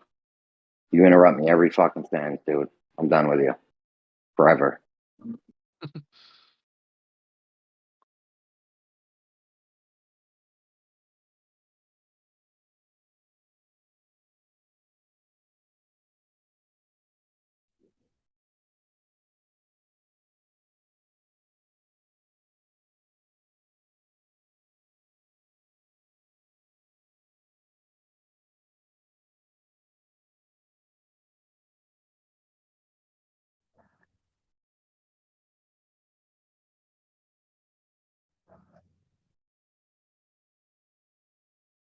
That was Jeremy's.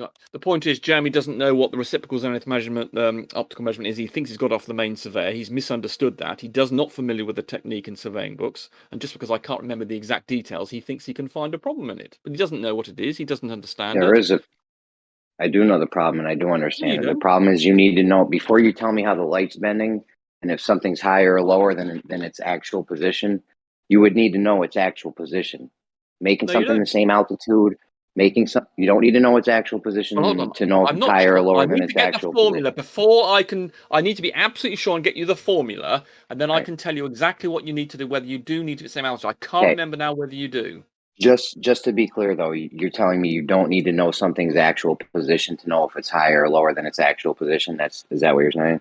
You need to know the distance, as far as I remember, and I can't remember if they need to be at the same altitude. I'm not sure about that one. Rumpus, I had a clear question. Are you saying that do you need to know something's actual position before you claim it's higher or lower than its actual position?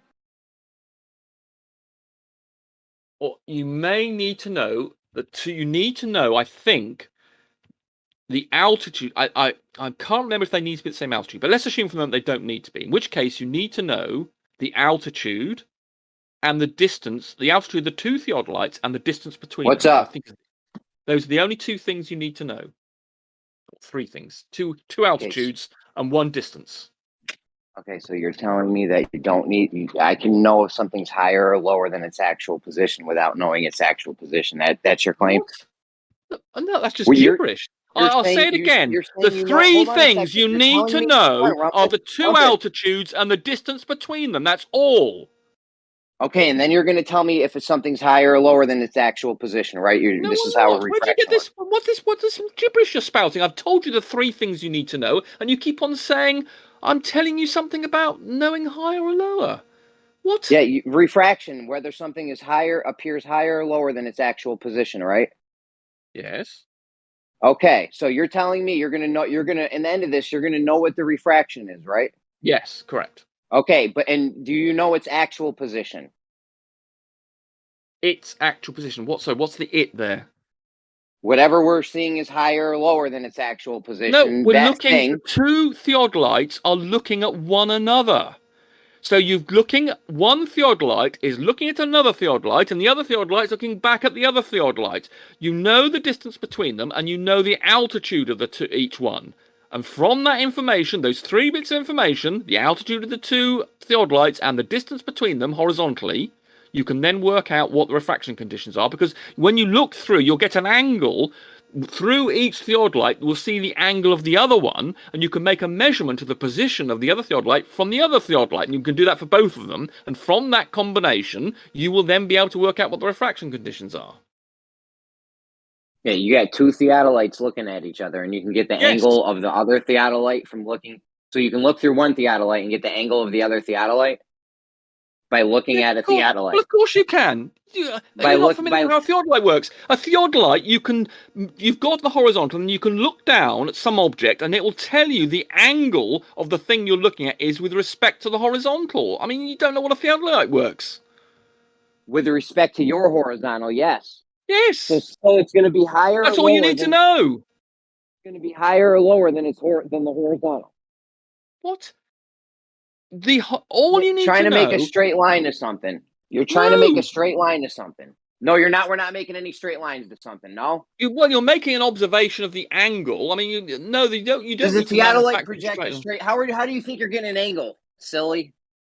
What?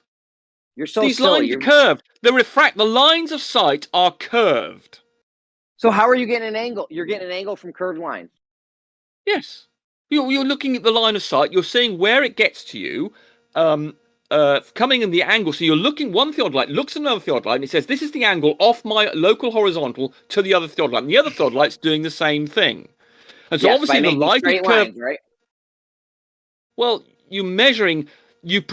The angle you take is in effect saying I'm pretending there's a straight line, even though you know there isn't. Yeah. But then wait. I think Jeremy's what he's saying is let me injecting really quick, Rumpus. But what Jeremy's saying that we don't know what that position of the other theodolite is. However, we do know because of the density gradient, and we're above the surface of the water, whatever we're looking at, that there will be a downward refraction, which would make the theodolite in the distance rise up. That's not what we see. It's actually below. There's no other reason in the world that Jeremy or anyone else, especially Elijah, could think of as to why the theodolite will be down in your field of view. You can't prove that it's not right on the water.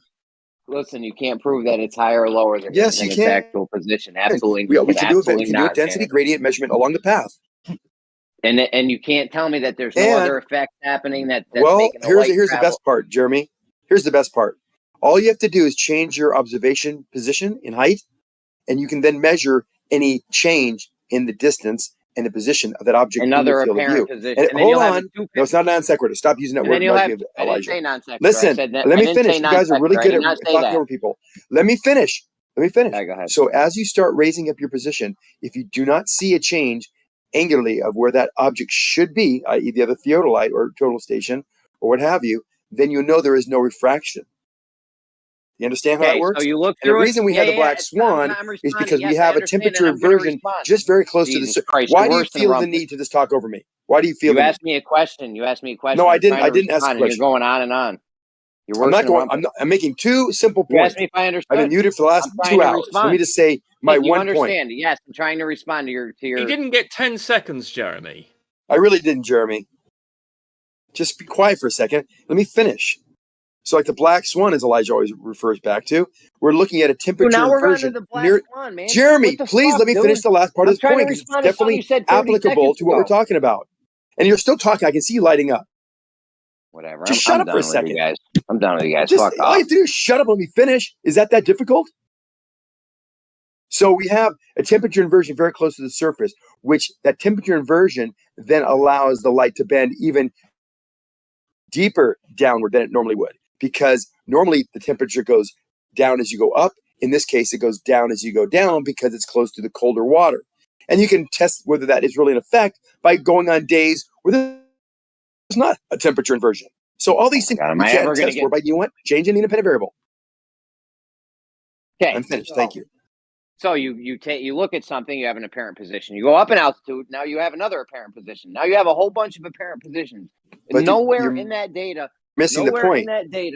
Nowhere in that data are you going to get an actual position to know if it's higher or lower than the actual the rate position. of change, the change of the observation. The change of the observation you measure will give you the rate of change. Yes, if it doesn't change, there's no refraction. Position. You're never. Oh my God, Jeremy, you're not listening. You're not listening. You're not hearing me, bro. Change will determine the refraction. If it doesn't change, there's no refraction because you are changing the angle of incidence. If that angle of incidence doesn't cause a change, there's no refraction. And if there is, we can determine by how much. There's always refraction. That's not that complicated. You even said that. That's stupid. You even said that. There's always refraction. No, there's only when there's a temperature inversion near the surface, or when there's a density gradient. Okay, did you just say there's not always refraction? There's always some refraction. Yes, I could be staying corrected. Okay, so there is always okay. I got nervous. But you can measure what that refraction would be. You can measure what that refraction would be. You can measure what the refraction would be by taking different altitude measurements of the object in the distance. You get it? That doesn't help. Going up. I'm telling you right now. It does help because it allows you to determine what the refraction value is. You're lost, man. You and Rumpus are two fucking peas in a pod. You're going up in altitude. Doesn't all of a sudden give you an actual position, and nowhere in there gives you less refraction. The rate at which the refraction changes, if it does change, which it probably would a little bit, very, very, very, very small, by the way, that will tell you how much refraction you do have. No, absolutely not. That will just give you another apparent. That will give you another because the whole basis. People started talking about temperature in this discussion, and they don't realize that temperatures are very, very small. Jeremy, stop. Jeremy, I gotta temperatures are very, very small. It's in the denominator. Temperatures in the denominator. Oh my fuck! God, Jeremy, you are wretched.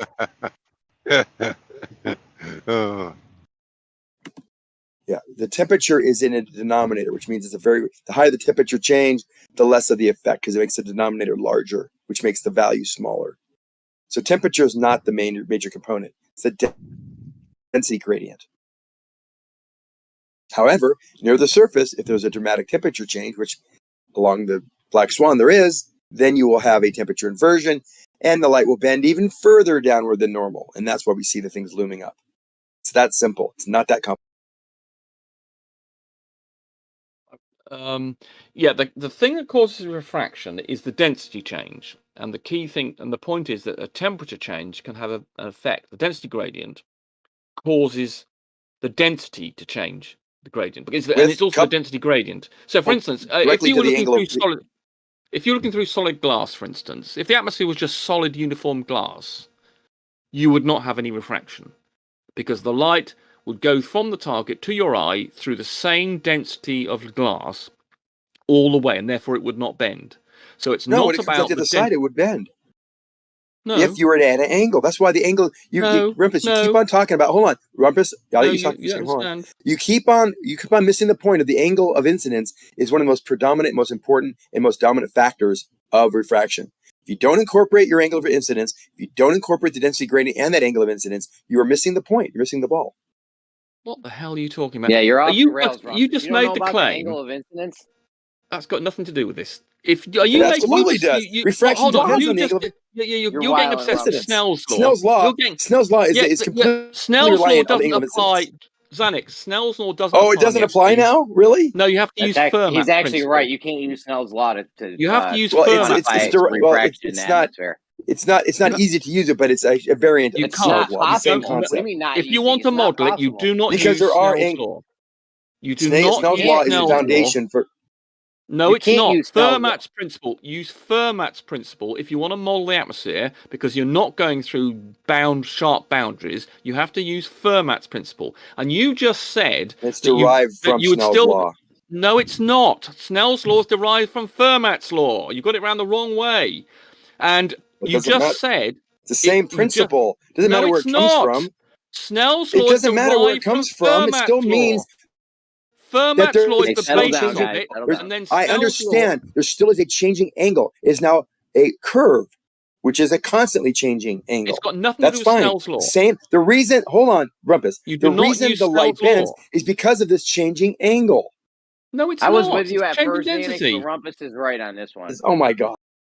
I was with you. You had me at first, Zanuck, with the angle of incidence, but Rumpus is got you on this. No, he's right. It doesn't matter which one comes from where. It matters that the angle of incident, whether it's either curving, progressive, in other words, say progressive, or a sharp angle, as in Snell's law, both are the causes for refraction. You have to have a change of angle. You have along the way. There's a curved surface that you can still have refraction. No, you don't have to have if you were sighting along. Anyway, you also, before I get onto that, you didn't understand that if there was solid glass between the observer and the target, there would be no refraction. If it was an angle and the light came out the other side, yes. Snell's law would take over and it would bend. Solid glass. If there was solid glass between solid and glass. the thing you were looking at, is it coming out? You're looking through it. You have to look through air. Then it goes into. No, there's no air. It comes out in I air, just said right? you didn't. How could there be no air? Is your eye in the glass? Substituted is your eye in the glass, Rumpus? Yes. Is your eye in the glass? Yes. No, it's not. It's it's a ludicrous example. You're being silly now. No, it's making a point. You can't look through solid glass without looking through air before you get to the glass. Yes, you can. You could press your eye against it. No, you can't. There's air between you and the glass. And if you look at an angle up or down, it will have refracted. This is getting silly, guys. Come on. But my point was to explain the principle was that if you substituted the air for glass, there would be no refraction. Where there's air and you're able to put glass there instead, there would be no refraction. Because it's uniform. Okay, I got you. Hold on, Rumpus. Here we go. So if I made a tube mad long with glass and put a video camera inside the glass and had an object at the other end that was also inside the glass, there'd be no refraction. Okay, water then. Let's say you had water of uniform density between you and the object, and water can press against your eye. There would be no refraction. So when you're looking underwater, when the water is rubbing, in direct contact with your eye, there would be no refraction between you and the thing you're looking at. That could be a test. We can get rid of refraction with glass. Or water, yes, but I mean, because water doesn't change in density very much. Bro, how does water? So if water's a fluid and air is a fluid, how is there no refraction in water or whatever refraction? Because air is of different density with different height. Water does not change its density with different height because it's a liquid, whereas gas, crushes itself. Really? And So you've never seen the laser in the sugar water before, have you? You're talking to me? That is refraction. That's in water. That yeah, is but that's not uniform density. Yes, but there's sugar in there. The sugar and the sugar has a different concentration at the bottom than the top. If you had distilled water, you would not have any refraction. Zero. You don't understand this, do you, Zach? What if you had distilled air? I agree with you. What about impure air? Well, what if it was just pure air? But that's why we have the air. Compressed. That's why. The ground is compressed and it's denser, and therefore you have a density gradient. It's because you've got a gradient in density, you get refraction. If air was uniformly dense, in other words, the air at the Mount Everest was the same density as the air at the ground level, you wouldn't have any refraction. But because air is compressible, and because all the air above it compresses down, because we have, Mount Everest is 1/3 the density up there that is down here because all this air is piling on top of one another. We're just going like back there's greater pressure. Well, I'm just trying to explain to Ghost. Take them forward. Tell them how we can't use Snell's law for the atmosphere. You do I don't not think use he Snell's understands law. that. If you want to model refraction in the atmosphere, you cannot use Snell's law. You have to Absolutely use not. Fermat's principle. Talk to him. Xanax. And I've done So the silly. calculations along with Phil the Night Sky. No one uses Snell's law to model the behavior of the atmosphere. They use Fermat's principle. You can't use Snell's law. Indeed, because there's no sharp boundaries between mediums. It's a gradual density change. Come on, Xanax. You're better than that, Xanax. Anyway, right, now, time for bed. Rumpus. Time for bed for me. No, all right, yeah, just go, because I can't be yelling at you and shit, man. My whole family's here, dude. Well, They're looking at me like I'm a weirdo. I'll give you the link to this paper. I'll tell you what, before I go, I'll give you the link to this paper, and then you can go and look up, and there's an equation there for you. It's equation number 3. I don't need it. Bro, I don't need it. Your equation doesn't prove what's happening in reality. Sorry. Yes, it does. It does. There we go. No, There's not how it works. There's the link to the paper. This is what people use to measure refraction, Jeremy. This is an established scientific paper using this principle. You're just denying science as you deny the globe. Anyway, your formula does not tell us if something's it's a measurement, and Jeremy. If it's higher or it's lower a formula you apply. Everything we ever have is a formula. Any measurement you make on anything invariably involves a formula to give you the result. Oh, not true. That's not true. Bye. That's totally false. Goodbye, Rumpus. Listen, if I put a tape measure to a ruler, I don't need to do no formulas and shit. I look at the number. It says it's fucking 8 feet long. Boom, 8 feet. There we go. Measurement done. No formulas. I didn't have to calculate anything. Just straight up measurements. You be plugging in these goofy formulas that tells you the atmosphere is curving and all this shit. Like, it doesn't prove it. It's just a fucking. This is a what is it called? Fuck, I blanked out. What's it called when it's a presupposition. That's all it is. You got presuppositions out the ass with this shit.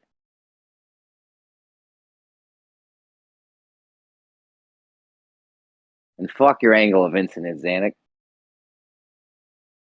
Bro, this whole thing is a presupposition. That's what it does. That's what Fermat's law does. It talks about a constantly changing angle of incidence. That's why they're related. Yes, I spoke incorrectly by saying it derived from Snell's law, but they're related. They're integrally related.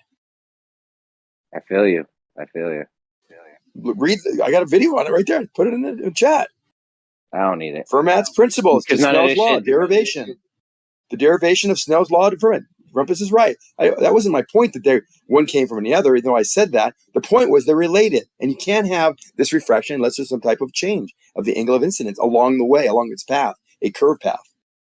So why didn't you, dude, you be folding to these guys. Why didn't you stay in your ground with Rumpus? Because he's just being stubborn. Is he your Glover If you daddy? have a density gradient and you're shooting straight along a path and that light is tight enough for staying in the gradient, it won't bend. It'll go straight. Bro, you talk tough with us, and then these your Glover daddies, but like Bob and Rumpus come around, and you start. I don't have time for Rumpus. He just wants to argue for the sake of arguing. That's your boy. That's your boy right there. You guys are thick as thieves. You love Rumpus. Equation. Doofus just put it. Doofus just put in the chat. I put in the chat. Everyone put in the chat. Now you have the information. Yeah. What you do with it is your choice.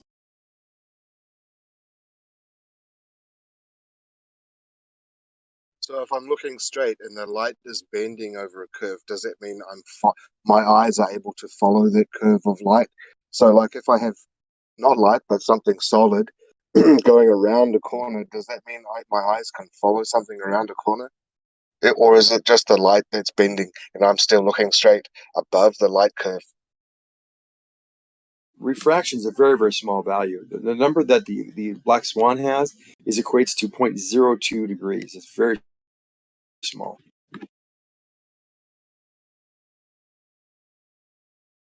So you can't see around corners, but you can have things loomed up over 2 or 3 degrees, 0.2 or 3 degrees, or a half a degree over incredibly long distances.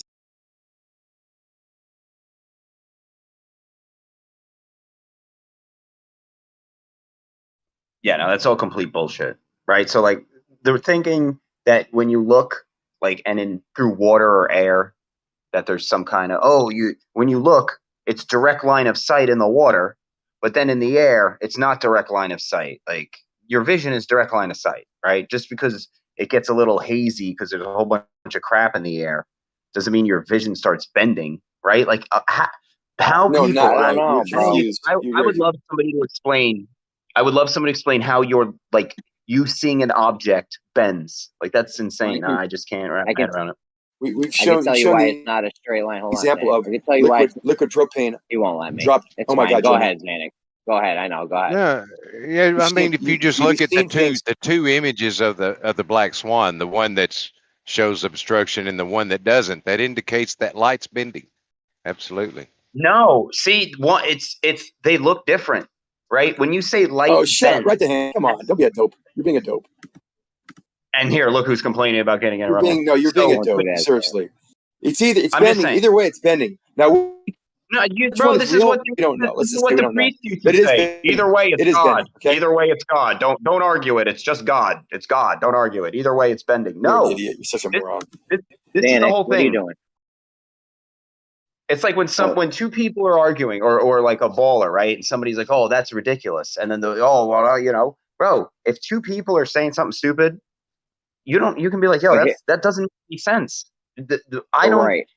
Right. Next time you're looking at an object, being like, "Am I seeing this object because something's bouncing off of it, or am I seeing it because it's directly unobstructed?" Look at Duke.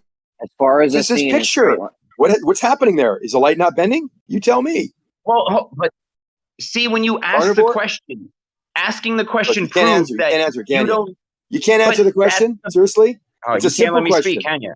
No, because you're just let me speak. Yeah, no, the question. No, I You're won't let you speak. Question. I ask you Okay, so the whole reason you're asking me why is because you can't see why. So you're got to make it up. And this is the whole thing. You're going to argue over your made up idea of why the world looks the way it does. Oh, that oil rig looks like this, but the other one looks like that. Why? But here's the thing, though, right? Here's the thing, though, right? We if we were seeing in straight lines, right? Things wouldn't be moving, day after day.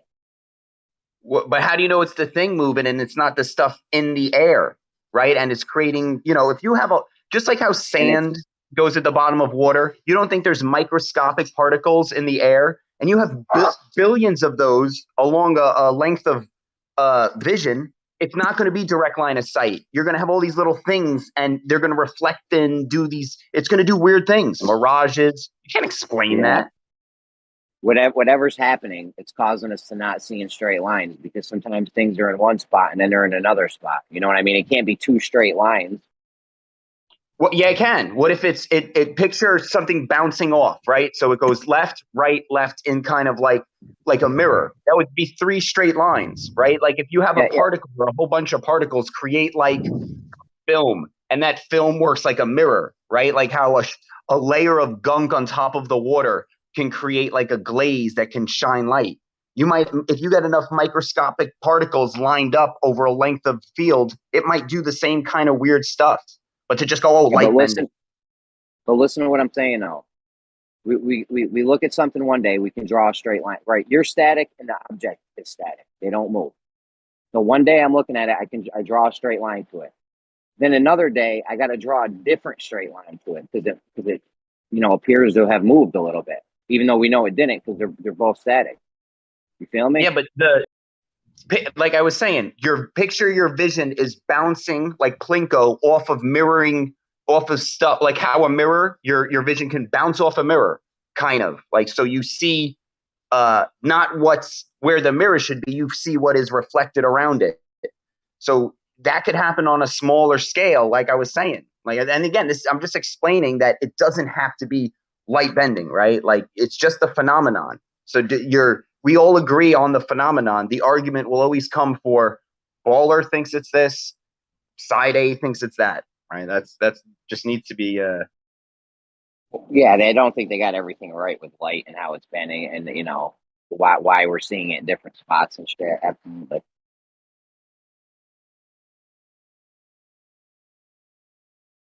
But they got a formula.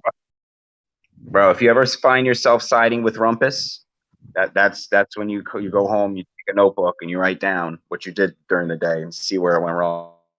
Dear diary, today I agreed with Rumpus. Write it up in your diary. That's funny. What's the thing? Who was agreeing with Rumpus? Jeremy was? I was.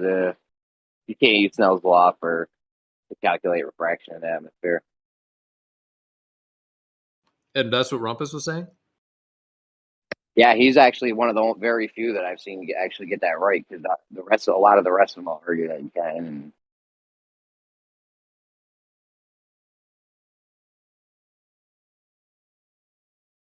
like Zanuck was just trying to tell you that you can 5 minutes ago, right before that happened.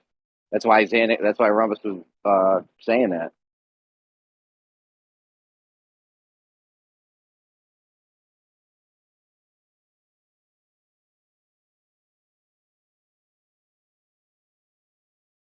Right, Zanuck? We can't use Snell's law for that.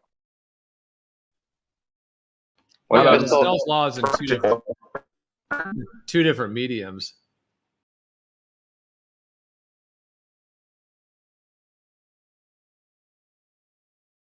There's definitely variations along the optical corridor, but not necessarily two different mediums entirely.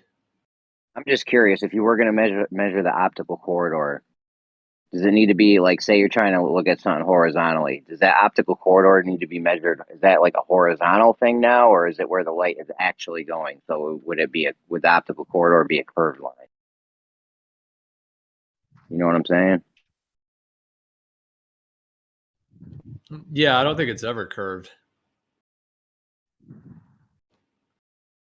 I think light always travels in straight lines. It just gets refracted, kind of like a prism, like a pyramid, and the light enters and then fractures out. So it's always straight lines. It's just different straight lines. I don't think it's ever curved. Different straight lines. I think that's what Right to Hand was trying to say. You're lagging. Right, you're lagging. You're roboting, right? You're roboting really bad, bro. Yeah, right. The hand, your mic is totally like roboting, or we can't hear you.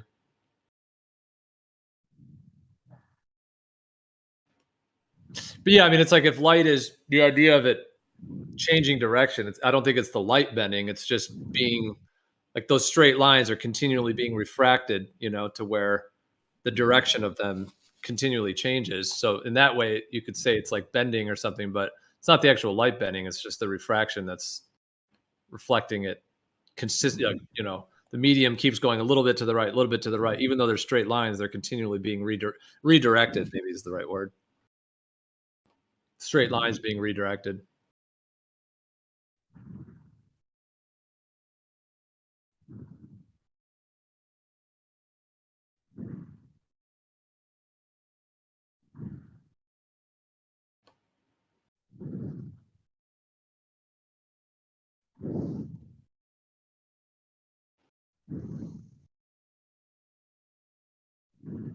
You still there, right there? I think your mic. Yeah, I don't know if your mic's back. Yeah, bad part of the house. I was saying like Plinko, right? Like how it bounces from one to the next. So yeah, you're seeing in a direct line of sight, but it just gets bounced. Plinko. So it's like a whole bunch of mirrors, right? Like if you lined up a whole bunch of mirrors, so a whole bunch of small particles in the air can act like a mirror, I believe, if they kind of line up on like a plane. Yeah, the Plinko example, because like the idea where if you drop the Plinko chip, let's say over on the left side of the thing, like if you're looking at the face of it, the person over on the left, their line of sight would be going into whatever that is, the $500 mark or whatever. But as they drop the thing, it goes plink, plink, plink. It goes in all the different directions, and it may end up going to the total other side. Like it may going up, it may go in the middle or it may go on the right side, even though they dropped it on the left side. So that's the idea of like if you're looking straight, but yeah, like if it gets Plinkoed in that way, then It refracts it, but I still don't think it allows you to see around corners. It just changes the field of what you're seeing. Like it kind of warps it. They use a type of refraction that claims it essentially allows you to see around the proposed curve of the Earth, rather than it just warping what you're actually seeing.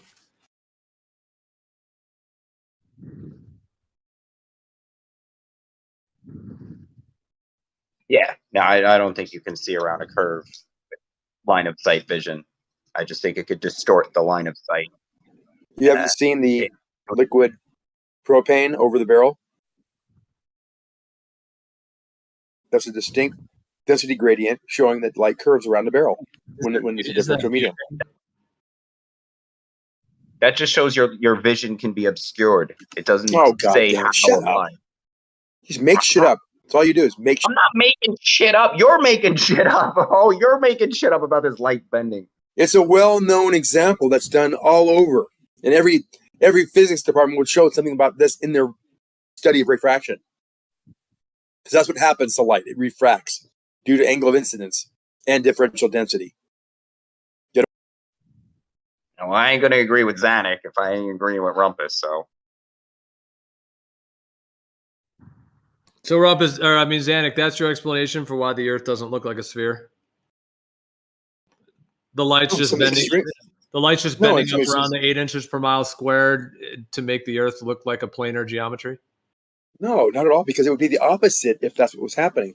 We see refraction in most 99% of all cases of light bending down. That means things get flattened out. That means we see too far, like the black swan, on very rare occasions. Most of the time, we see those oil rigs hidden when there's a little chop on the water, when there's a little breeze blowing, where you don't have that temperature inversion. Remember what I said, temperature inversion, when we don't have it, there is no refraction or very little refraction, and those oil rigs are hidden by the curve. I lived down there. I saw that every day. It was very rare that it was ever you could see that far, see the bottoms of those further platforms 9 or 10 miles away. Yeah, I just have a completely different understanding of what's happening there. You're saying it's Earth curve in one scenario, and then the Earth curve vanishes because the refraction allows you to see basically over the curve. What I think is happening is that when you're seeing that far distance without the obstruction, that's the actual planar geometry. You're just able to see more clearly. Therefore, you're able to see the actual extended planar geometry. And in the case where the things are being cut off, the oil rigs are being cut off, that has to just do with the lensing magnification of the environment, because even in those pictures, like you can see how the water level literally looks like it has a magnifying glass on it. Like it looks more detailed. So in that case, because the horizon is just the meeting place of the ground and the sky. So if the atmospheric conditions don't allow you to see very far, then that meeting place of the ground and the sky is going to be closer.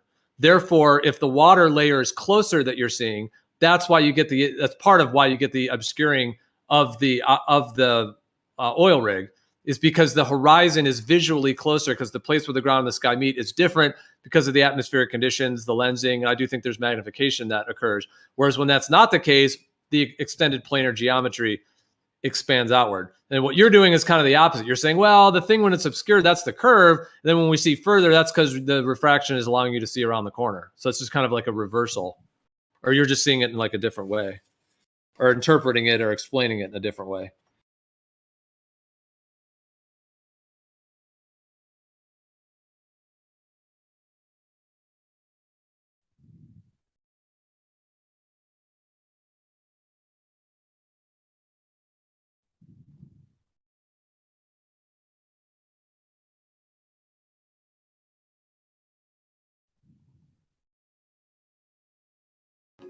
I mean, I could see why you would say that geometric horizon is the curve. It's the only thing you can say.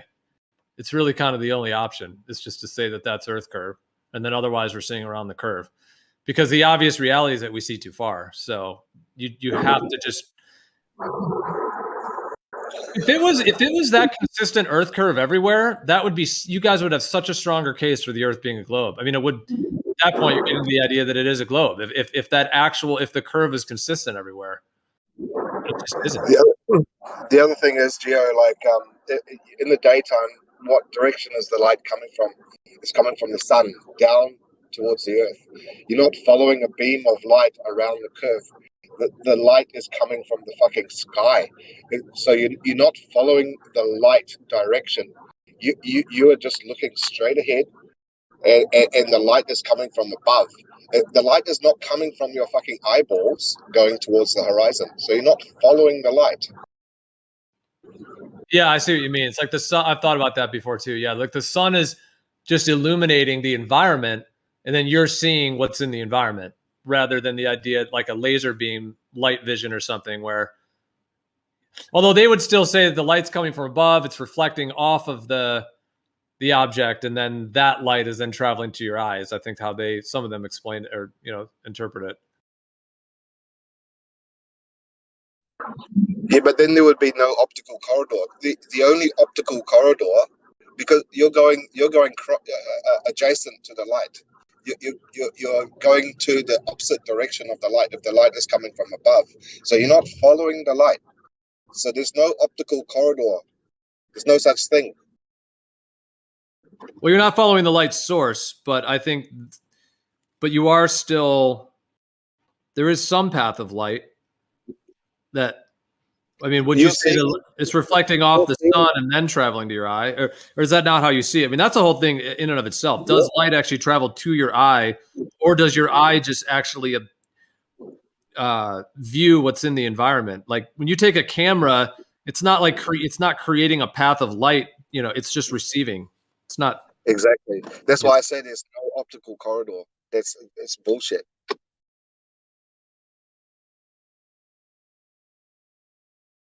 Okay, so you're equating that term optical corridor that it has to mean that there's light traveling in that corridor in that way, like from a source, rather than just observing it through kind of like a tunnel. Yeah, you're looking straight ahead through the light, which is coming from the direction of above. Your eyeballs are not following a light source like a laser, or the sun is not behind your head towards the horizon. You're not following that light. There's no optical corridor. That doesn't make any sense to me. If someone can explain optical corridor, I don't know. Doing my head in that one.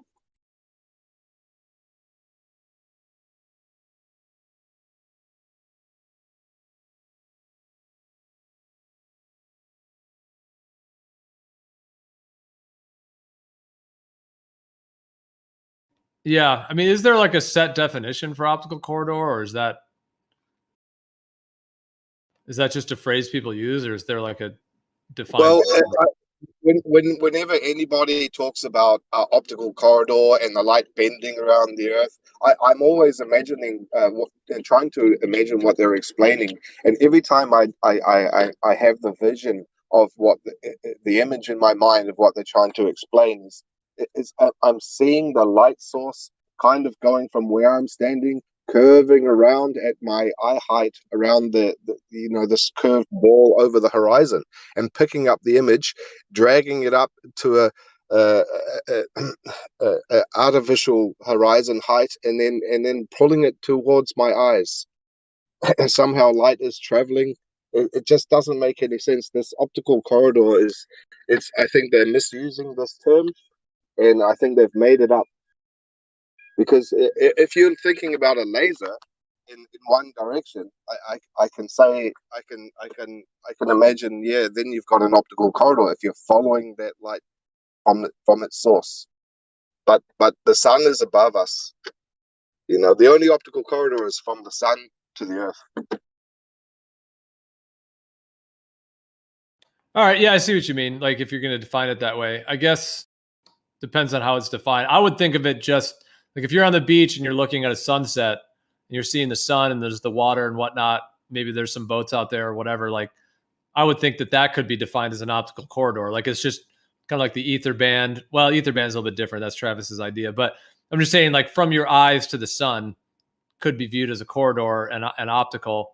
But I don't know if there is like an official definition of it, whether it has to be what you're saying, like an actual beam of light from a source that has to be the optical corridor, or whether it can just be like your field of vision or your field of view between you and something in the distance. I look at it like, say you were holding a rope, right? and somebody started like what you had one end of the rope and somebody else had the other end of the rope, and they started wiggling their end, like, or they pulled, or but immediately you would know like what's going on. Not because like, you would just, you would be right there to sense it. I feel like vision works in that same manner, in that there's a constant connection, so that nothing has to travel back and forth to be like, oh, hey, it's changing. When it changes that rope, right? Again, just to use an analogy so you can kind of wrap your head around it. Like, so if it moves, that rope will move, which will change what it's doing, which will change what you see. Right, like warping, like it's more of a warping, or yeah, like you wouldn't be able to, if you curve that rope, you wouldn't be able to see like around the curve of it. But if it was wiggling back and forth, you would see distortion. Yeah, like that's the quote unquote the path of light, right? You can think of it as like a physical object, and instead of just the information going from, A to B, there's a connection from A to B. So that's the mechanism instead of it going back and forth. I don't know. I think I don't think humans have anything that we've experienced that we can use to to make an analogy to how we see. I just think it's a concept we've never come across. You mean something that like models it on a small scale perfectly? Yeah. I just think there's nothing in our world. I think it's beyond us.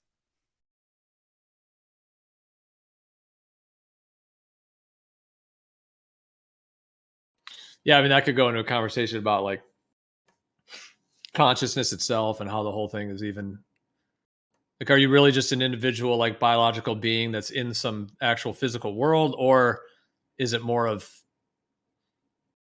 sort of like a virtual reality system of some sort that's all interconnected? I mean, not actual virtual reality, but I was just sort of using that analogy. Like, is it more of some kind of like a two-way system that's all interconnected, rather than just being some biological being with a lens that just takes in light? Yeah, no, there's that movie, Everything All at Once. Heard it? It's coming out soon, or it's been out. I don't know. You hear it? No, I haven't heard of it. Everything All at Once. Yeah, and it's basically like this woman wakes up one day, and maybe I'm getting it wrong, but she can sense everything that's happening in the world all at the same time, right? So it's just like, I guess at first it's too much information, and then like eventually she learns to like control it or something. Yeah. That's interesting. Yeah, I'm gonna watch the trailer for it. Check it out. There was that movie. What was the one? I forget. I think Jim Carrey's in it, but it's basically like a drug that you take, and it makes you like hyper intelligent. Like you could tune into anything, or you can get like any knowledge instantly. And it's like overwhelming. So was that what what's his name? No. You cut off for a second. Did you say the name of it? Limitless, but that's with that other Bradley guy. Oh yeah, I think that is it. Yeah, I was thinking of Jim Carrey in the. Never mind. I was thinking in that movie where God Almighty, where he like becomes God, and that's what I was thinking of. But yeah, I think Limitless is the one. Yeah, it's not Jim Carrey. It's that. Yeah. Let's see if that's the one I'm thinking of. I think it is. Yeah. Yeah. No, I think Bradley Cooper. Bradley Cooper, yeah, that's his name. Yeah, I was thinking, man, about like this shit, and I was like, man, we get the 7-day forecast. I'm like, I don't know. Sometimes I look at the clouds and I'm like, maybe like the pattern of the clouds tells you the weather, right? So and like not just the weather, but when, like this particular cloud formation means, rain in 3 days, this one 4 days, I don't know. Who knows? Maybe that's how connected all this shit is. That's a cool idea. Well, I mean, like cloud reading, read the clouds. God, again, I believe God, the system. You know when it's morning, you know when it's night, you know when seasons, all by looking up. Why not know the weather, right? Like it's the everything they give us is just taking what God does and giving it back, right? So when they give us something, so if they're giving us the weather or like phones, I believe we used to be able to communicate through the mind without phones, just like that connection thing. Now, so they dull your senses and then give it back to you in technology, right? Like the 7-day forecast.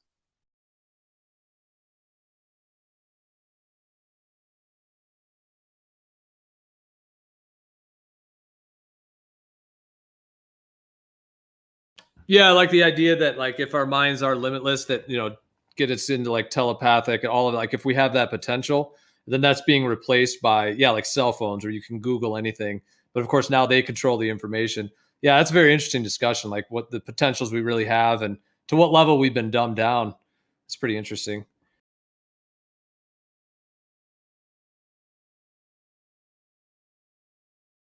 But I mean, if we've been dumbed down to that level, it's beyond probably just genetically modified foods. Like there would have to be some huge, like some larger genetic modification or some reset or something that would have happened that would have taken us out of that. Oh, you breed it out, right? Like, you find the one person that, Johnny, he can't read minds every day, only on Fridays. And they're like, oh, that's our boy, right? And then you just, you find that DNA or whatnot. They probably did blood drives, right? Like that's, I don't know. There's the whole blood thing, right? Oh, come give blood. I don't know. I think they're just getting DNA, getting information, right? They can run tests on different people. Like if they got your blood, they can use that blood to give it a disease, quote unquote, and see how it reacts. They don't even need you. So I never give blood, shit like that. I don't know. Yeah, I've thought of that. Like, can they control you remotely if they get your blood? That's pretty freaky.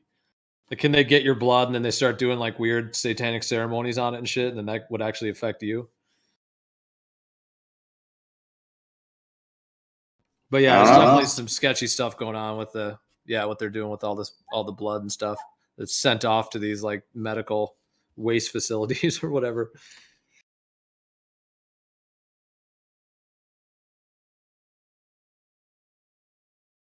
Let alone just them studying it and whatnot. But yeah, that's.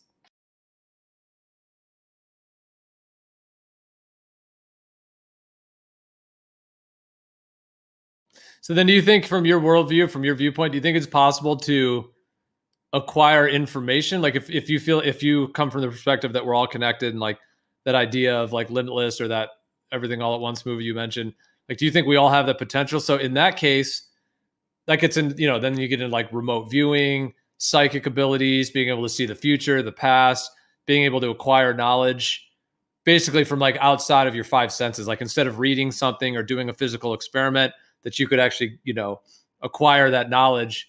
Let's say like what's at the North Pole or what's in Antarctica, any of these kinds of things, or just knowledge in general.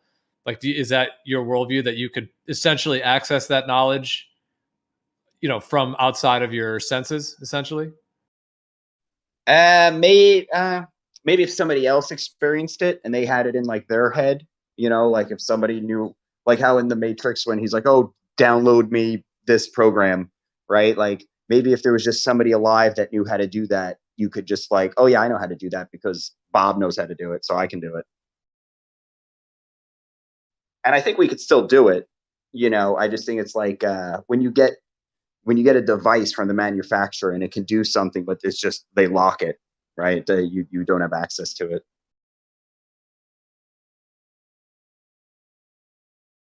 Yeah, it's like a feature that's like partially hidden.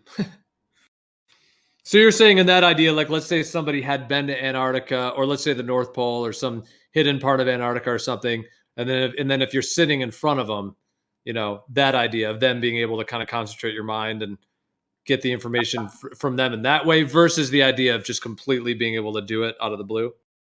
Yeah, I think of it. You don't need to be. I think it would work like a telephone. It could be 200, like 1,000 miles away, and you could just like unique frequency, like, hey, Tim, and Tim's like, oh, Chris, hey, what up, man? You're like, yo, I got to get access to maybe you don't even need to have access. Maybe you do. I don't know. Just like, yo, let me get access to your driving abilities. I got to do something real quick. Yeah, sure. Here. I don't know.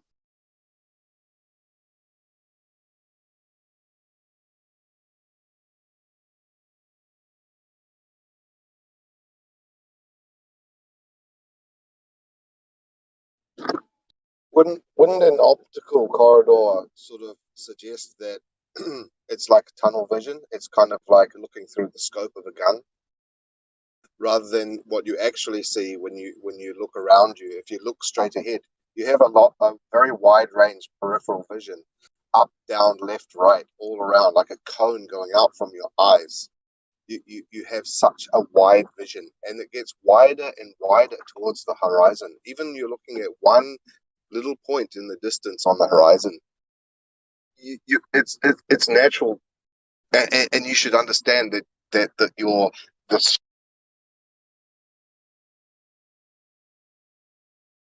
I don't understand how this corridor they're talking about.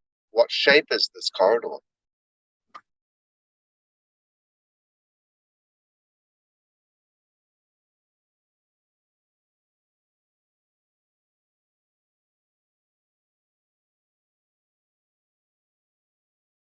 Yeah, because in that perspective, it's not really a corridor. It's like a field, like you see in a huge, 270 degrees or 180. You see in that. So yeah, in that way, it wouldn't really be a corridor. It's like a whole field of vision.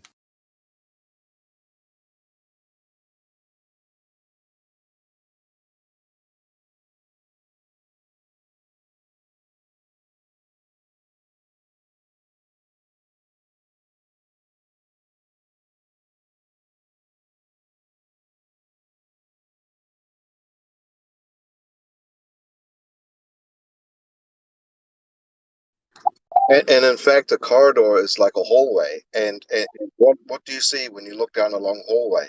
You see the hallway getting narrower to a vanishing point, getting smaller and smaller. But that's not what you see. You see the opposite.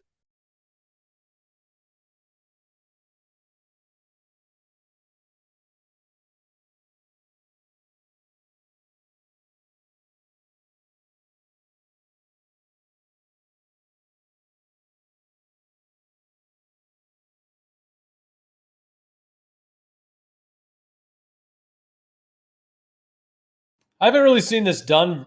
Yeah, I mean, I hear what you're saying with that as well. Well, I don't know if that optical corridor is necessarily even a technical term. I think it's just sort of a term that people have applied to some of, I've got a feeling if you go back in time, Rumpus made it up.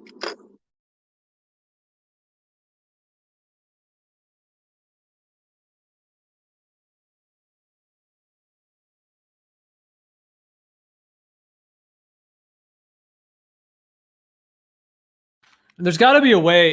I haven't really seen this done that much. There's got to be a way to do measurements all the way along, if you want to call it the optical corridor or the field of vision. There's got to be ways to measure it all the way along the whole thing to then, because if what they're claiming is happening on a globe, then you should be able to decipher that by going step by step, to see what the actual laser beam is doing or the vision. There's got to be ways to do that, like in between you and whatever you're seeing, to actually verify whether it's going around a curve like they're saying, or whether it's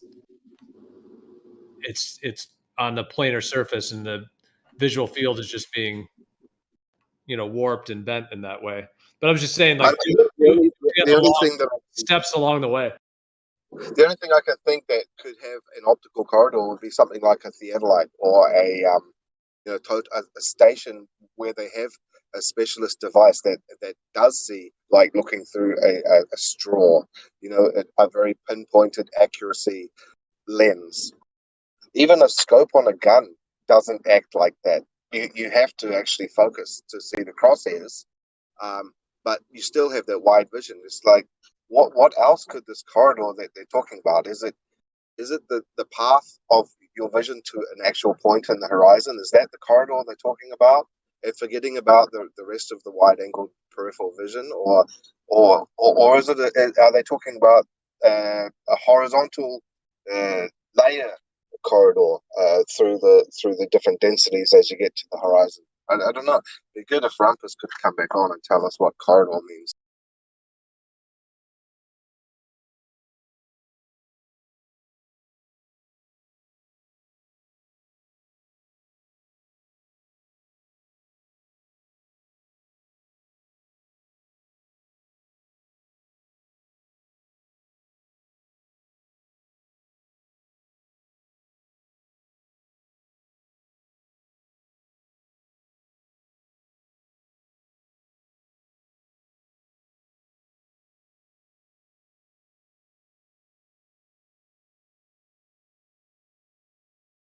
Well, is that term used in a way that is used to explain like globe refraction? I mean, is that what you're referring to in terms of the optical corridor and how they try to describe that that's bending and warping to a curved Earth? I think that must be only referring to bendy light, and not in the path of your vision. It's only referring to the light itself. It must be.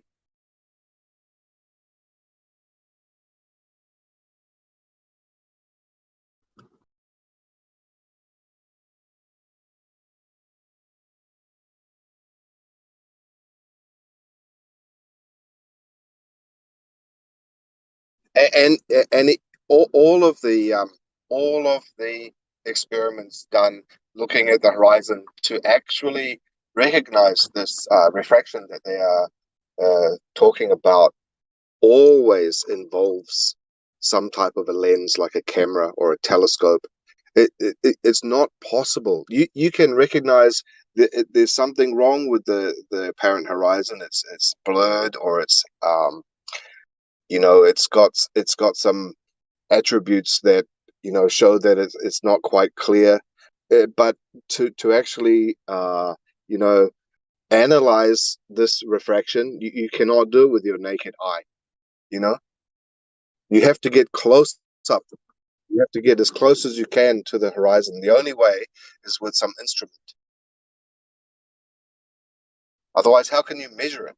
If you're looking, sometimes you can see the horizon and you can see like a boat looks like it's floating in the sky. Yeah, well, something's wrong there. But to analyze it clearly, you need to get up and close, and that's the only way is with some artificial, device like a lens or a camera. And then maybe this optical corridor only applies to these apparatus, not to your eyes.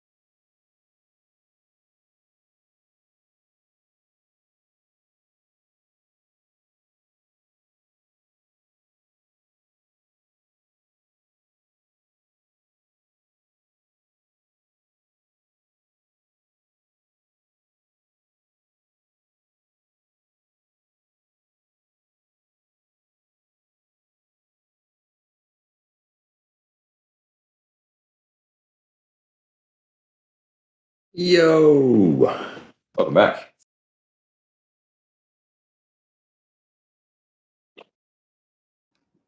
Yo, what's up, Ruif?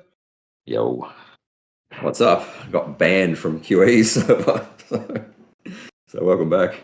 Ah, you did. Yes.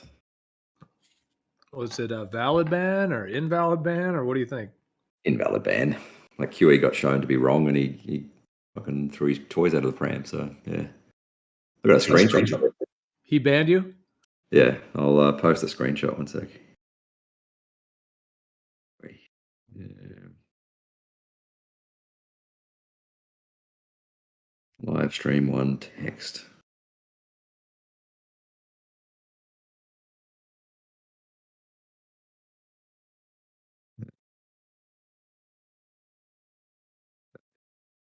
I mean, you even admitted that you were poking the bear or whatever you call it. So, oh well, what happened, right? So, had the debate with refracted curvature off FED panel, and then QE also challenged me to a debate, and he goes, "Oh, stick 10 grand in my account, and I'll debate you." And I was like, "Okay, whatever, dickhead."